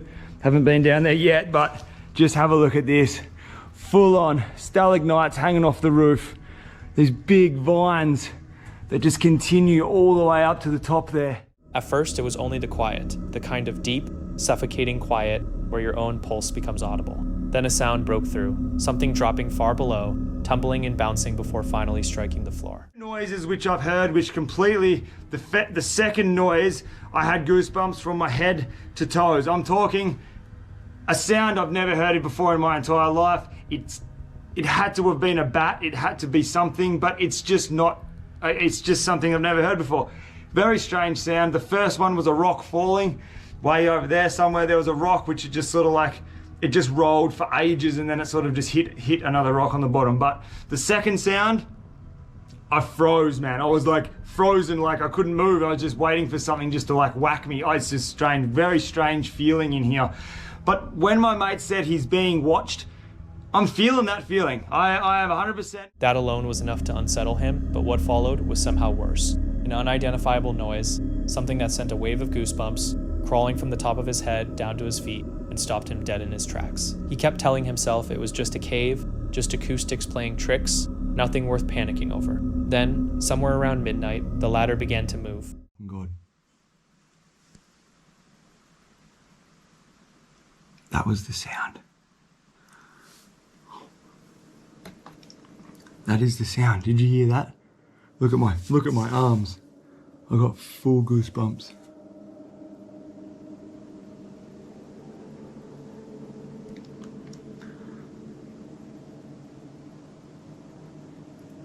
It's the chains moving when I climb down the ladder.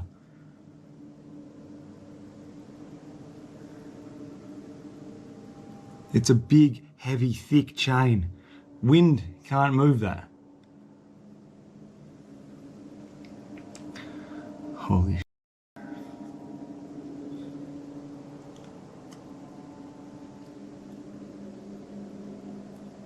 I pray, I really hope you guys heard That chain moved just then. It is 100% now. I heard it before.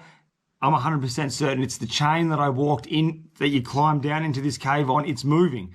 Now, you can't move that chain with wind. It's way too heavy. There is no wind coming in here. There's no wind even Holy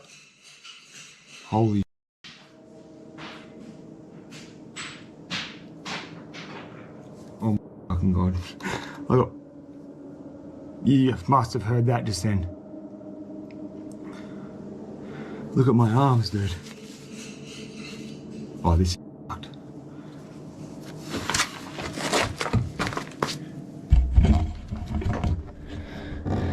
Holy shit. That's not normal, dude. Well, I'm freaking out.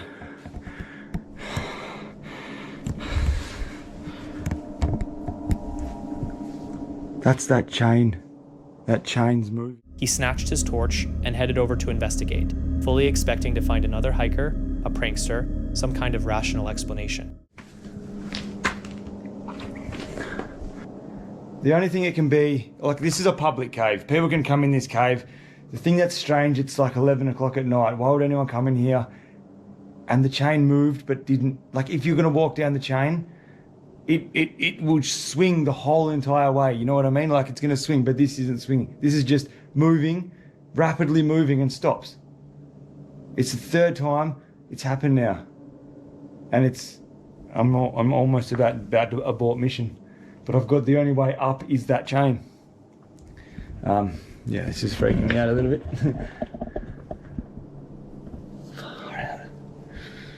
All right, I'm just gonna go sit back down in my corner and just stay very alert. Not gonna lie, this is a little bit freaky.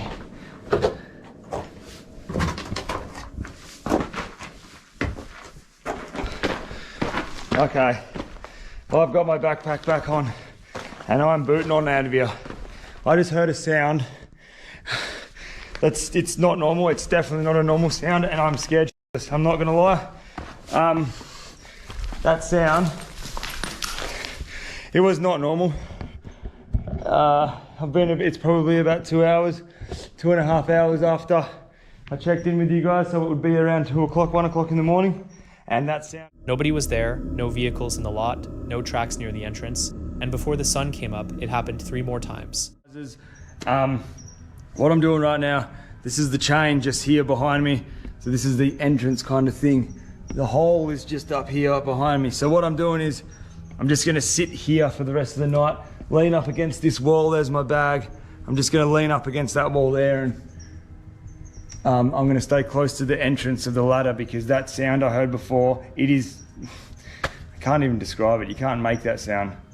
I'm not saying it's a ghost or anything. I don't really believe in that stuff, but it just scared the absolute heebie-jeebies out of me. So I'll sit here, try to get a little bit of sleep, but the sunrise is in about 4 hours, 5 hours, so we're not too far off completing our mission. Okay, it is up around 2:30 in the morning right now. I've heard that sound again, so the only way I can describe this noise, it's between a cat hissing, and it sounds like human voice. Like, I'm not even joking, it sounds human-like. I can't even make the sound with my mouth. It's an extremely weird sound, and as soon as you hear it, you just get riddled with goosebumps. Like, I'm talking riddled. I've built up the confidence. I've walked around the cave. I'm trying to walk in the direction of the sound, and I've been looking around for, I don't know, the good part of 15 minutes now. I can't see any, like, cat eyes. I can't see any movement. I can't see anything. It's just really strange sounds. The one thing that I have found is a little bit of liquid on this 2:30. Mitch survived the night, but only by pressing his back flat against the rock wall just a few feet from the sole way out, lying there listening to that sound reverberate through the cave until daylight finally arrived. He never identified what caused it, and he never returned. So what exactly was moving that ladder at midnight with no one around to touch it? What kind of sound freezes a grown man solid in pitch darkness? And why did his friend's warning ultimately prove so hard to shake? 18-year-old Jolie Callan was out on the Pinhoti Trail in Alabama with her ex-boyfriend Lauren Bunner. She paused to photograph the stunning scenery, completely unaware of what was about to unfold. Within moments of taking that picture, Loren fired 2 shots at her and shoved her body over the edge of the cliff. Afterward, he calmly picked up the phone and turned himself into police. The pair had been together for 10 months before Jolie called it off, fed up with his possessive and controlling ways. Even after the split, they remained in contact, sharing responsibility for a dog they had together. 2 months down the line, Loren coaxed her into going on what would be her final hike. He was ultimately handed a 52-year prison sentence. Chad is a YouTuber well acquainted with solo trips into the wilderness, but this particular journey out into nature is unlike anything he's documented before. Unsettling sounds and an overwhelming sensation of being observed shatter the peace of the forest in ways he clearly wasn't prepared for. Putnam State Park is far from your average camping destination. The land carries deep roots in the Revolutionary War, having once served as a winter encampment for Continental Army soldiers during the brutal final years of the 1700s. What remains today are cellar holes blanketed in moss, the crumbling remnants of colonial structures, and trails once worn down by thousands of men who endured starvation, freezing temperatures, and sickness. The footage opens with Chad making his way into the park just before the sun goes down. He's traveling light, nothing more than a hammock and a tarp strung up between a couple of trees. What's supposed to be a haunted park, like a forest. I'm out here all alone in the woods inside of this state park right now. So I am inside the Putnam State Park. This is a state park out here in Connecticut where Revolutionary War soldiers were camped out during the winters of 1778 and 1779. There's reports of ghosts being seen here in the woods, and there's a cave over here where a guy got shot. So I'm going to try and see if I can communicate with these guys tonight, and we're going to take a walk through the woods right now. So let's see what happens. Let's go. So I do have my, it is dark as hell out here. I do have my Ovilus device going. I'm trying to be careful with my light because there are cars that are driving by outside the park, and I actually don't want to get caught in here. But we're gonna walk through this whole... Once darkness takes over, he pushes further along the trails armed with a headlamp and flashlight, eventually arriving at Phillips Cave, a shallow natural overhang that doesn't look like much but holds real historical weight. Local lore suggests soldiers once took refuge inside it, and certain stories whisper of mysterious vanishings in the surrounding area. While he's recording near the cave, something in the atmosphere begins to change. The air feels heavier, and the ambient sounds of the forest, usually reassuring to an experienced outdoorsman, grow irregular and sparse. Chad keeps filming without losing his composure, but the footage itself begins to betray a creeping unease. Multiple times he stops mid-step and sweeps his gaze toward the tree line, reacting to faint whispers and the crack of branches coming from different directions at once. Sounds that never build into anything definitive, never develop into clear movement, and yet refuse to go away entirely. This is it. This is Phillips Cave right here. Looks like a little stairway made of rocks or something. Or it's obviously made of rocks. I mean, it goes up.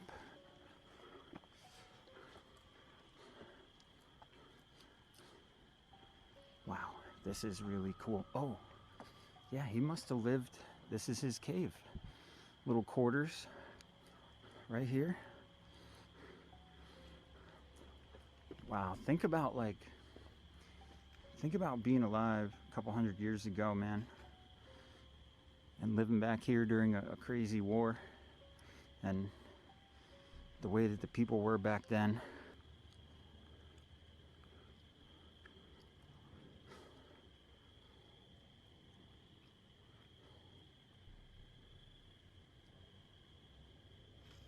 I'm gonna take a seat. Can you, Mr. Phillips, sitting here in the Phillips Cave, or outside of the Phillips Cave, not in it, but can you talk to me? At one moment he stops dead in his tracks. A low, almost human sound, too distant to decipher, but too deliberate to dismiss, emerges from somewhere in the darkness. His flashlight cuts frantically across the trees, but there's nothing there. No glowing eyes, no rustling undergrowth. It doesn't sound like a stray animal or a fellow camper passing through. It's remote yet focused, as though whatever is out there is making a conscious effort to remain just beyond the reach of the light. As the hours wear on, Chad attempts to settle himself and retreats to his hammock. Yet even once he's lying still, the camera continues picking up faint sounds, soft and indecipherable murmurs drifting in at irregular intervals from the woods all around him. The detail that lingers most, not once does any of this build into something you can actually see.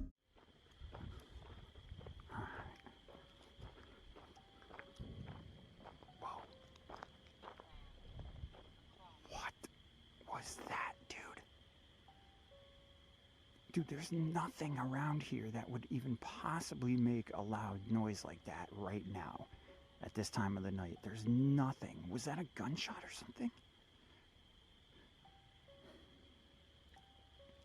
So you guys, it's called residual haunting. So residual haunting is basically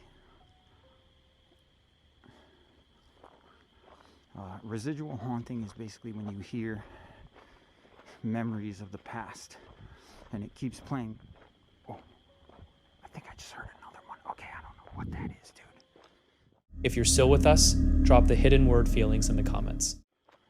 I don't know what could be making a noise that freaking loud all the way. Although he comes away without any physical harm, his demeanor in the closing portion of the video is markedly changed. Quieter, more guarded, clearly processing something he can't quite put into words. He never lands on a firm explanation for the night's events, and he stops well short of making any bold paranormal declarations. But it's exactly that restraint that makes the whole thing so deeply unsettling. Viewers who know Putnam State Park's history were quick to connect the dots. During the Revolutionary War, the encampment held thousands of poorly supplied soldiers who wasted away from hunger and illness. There are those who believe the anguish of that era never truly departed the land. Local historians point to a long record of reported encounters, shadowy silhouettes, voices with no source, and even what some describe as time slips, where visitors momentarily hear sounds from the 18th century. The clatter of horseshoes, the crack of gunfire, murmured prayers, only for everything to dissolve seconds later. Cool, check it out, you guys. I didn't even see this here.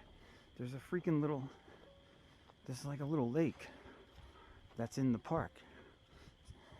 Let me turn the light on a little bit brighter so you kind of see it. Yeah, a little like water lake right here. That's cool as hell. There's a lot of history here. This is cool, man. This is very, very cool. A lot of stuff here. The trails are a little bit creepy because it's nighttime, obviously, but... Alright guys, so we're going to end this adventure. That was a crazy little walk through the woods. A little bit creepy. I've actually made it all the way back to the front, rounded this whole park. Check out this cool... This video joins an ever-growing body of contemporary paranormal documentation captured at locations steeped in historical trauma. What distinguishes it from the rest is the complete absence of showmanship. The sounds aren't dressed up with added reverb. There are no sudden scares engineered for reaction, no music swelling underneath the tension. The quiet and the rawness of the footage let the dread build on its own terms, reflecting what it genuinely feels like to be standing alone in a field at night with something you cannot explain. Alone in the woods with something that defied any rational answer. And maybe that's the most frightening conclusion of all. Unlike manufactured horrors built around predictable escalation and cheap reveals, what Chad experienced was about pure presence. The kind that has no need to show itself in order to dominate a space, the kind that stays just beyond the edge of your vision and lets the silence do the rest. Our next unsettling video comes from Novice Wild Camper, a YouTube channel out of the UK focused on wild camping, outdoor gear, and adventure on a budget. The date is November 17th, 2023, and this time around, the creator heads out for a solo overnight camp on Halloween night at Cannock Chase, a woodland area soaked in dark folklore and well known for reports of apparitions, mysterious lights, UFO activity, and the deeply disturbing legend of the black-eyed child. In spite of his own prior encounters there and the location's grim reputation, he picks the spot simply because it happens to fall along the route to his next work commitment. He rolls in after nightfall following an exhausting 3.5-hour drive and tucks himself into a hidden campsite deep within the trees. Among his gear, he's brought along a night vision trail camera, just in case the woods decide to offer up something unexpected.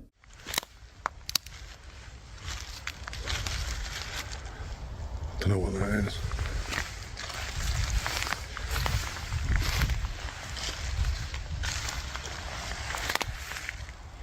What the hell is this? God knows.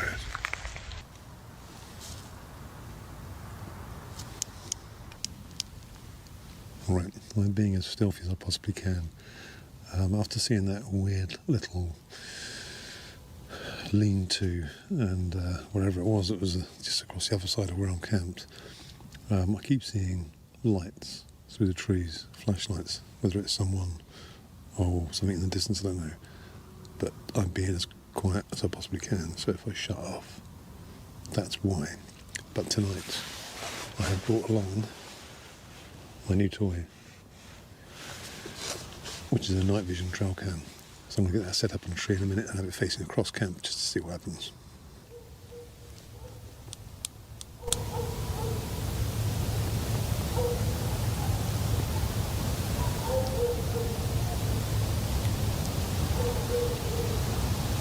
This is starting to get weird. I was just about to start making dinner, and I can now hear what sounds like very large dogs in the distance barking. I can hear them now. I don't know if it's picking it up. But I'm more worried about dogs than anything else, because if an animal's going to find you in the woods, it's going to be a dog, and then either alert everyone to you being here or attack you, one or the other. Either way, I don't fancy it. Something was crunching around in the woods on the other side of my hammock earlier on. It sounded bipedal, but I think it was a deer. I think deer walk 2 legs out. After wandering through the forest for a bit, he settles down for the evening, but right as he starts putting dinner together, the sound of dogs barking drifts through the trees, close enough to put him on edge. It's starting to feel like he might not have this forest entirely to himself. Crunching through, but I put the torch on. I thought stuff still, let's see if I can see it.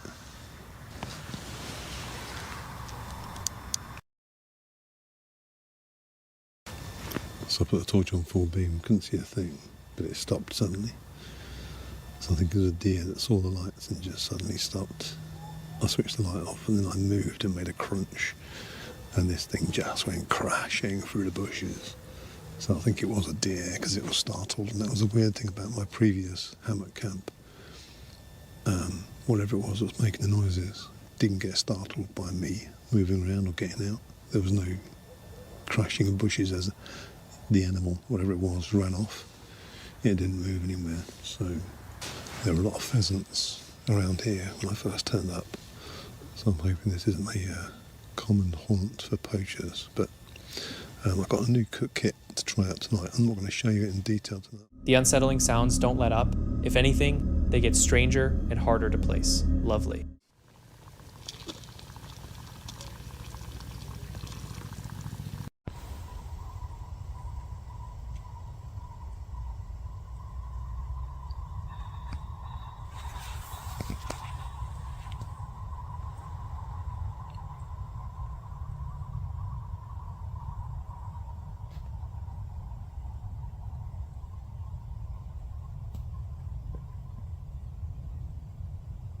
Right, apologies, I've not done too much filming tonight. I've been sitting here listening to some rather weird noises. I keep seeing little red lights in the trees at a distance. I tried filming it on my phone, but it just doesn't come out. You can't see it. And if you zoom in, it just then loses the brightness of the actual night light, if you know what I mean. So the night mode that's on the camera, it just won't pick it up. So, but yeah, it's a bit odd. A couple of torches earlier on, it looked like torches, but then these weird red lights as well. And then that very odd sound, which it sort of sounded like pheasants kicking off, but then it had this reverb, and it just turned into a really eerie sound. Anyway, I've set the trail cam up, so that's sort of facing behind my tent. There isn't really much facing that way because I'm facing away from everything, quite simply for it to be a bit more stealthy with the light and stuff. So we shall see if that picks anything up in the morning. But it's about 10 o'clock now. I've had my food and I'm going to hit the sack because I've got an early start in the morning, and apparently it's going to start pouring down with rain from about 5 o'clock in the morning. A little later, as he pushes on with his camp knife, he catches sight of something that stops him cold. A pair of glowing red eyes peering out at him from deep within the darkness between the trees. Paired with unexplained rustling and sounds he can't quite identify, the tension in the air becomes hard to ignore. Even so, he commits to staying the night, eventually turning in and reminding himself he's got an early start ahead. So what's your take? I'll see you guys in the morning.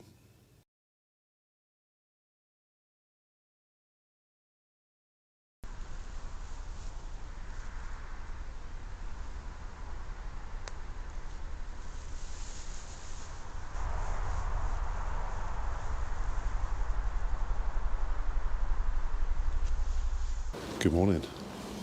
Perfect timing. Just woke up. It's just gone 7 o'clock.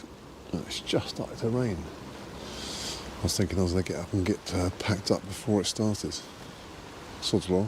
Oddly, now that it's morning, there seems to be a road quite close, which I couldn't hear anything last night. I think I've gone so deep into the forest, I've sort of come out past the other side, which is hence why there's this field area behind me. Odd. Didn't see this last night either. There's these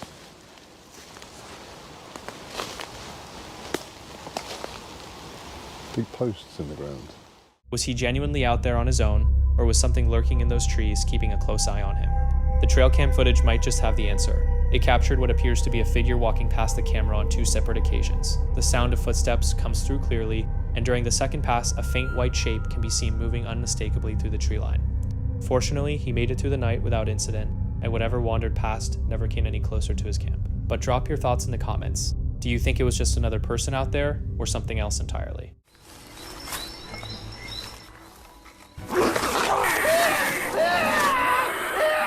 A group of hunters stumbled across this footage deep in the wilderness, and it's thought to have belonged to a lone hiker who had been out there camping by himself. Most of what was recorded is a distorted mess, glitchy, out of focus, and eerily quiet, but you can make out a figure moving around anxiously, almost as if he senses something closing in on him. There's also some unsettling movement lurking in the background, like a pair of eyes watching his every step. And then without warning, the camera just hits the ground and goes completely still. The man was never seen again, and that's the part that really gets under your skin. The whole thing has the energy of a low-budget found footage film, except there's a real chance this actually happened. Honestly, solo camping takes serious guts, but after watching this, maybe rethink that plan.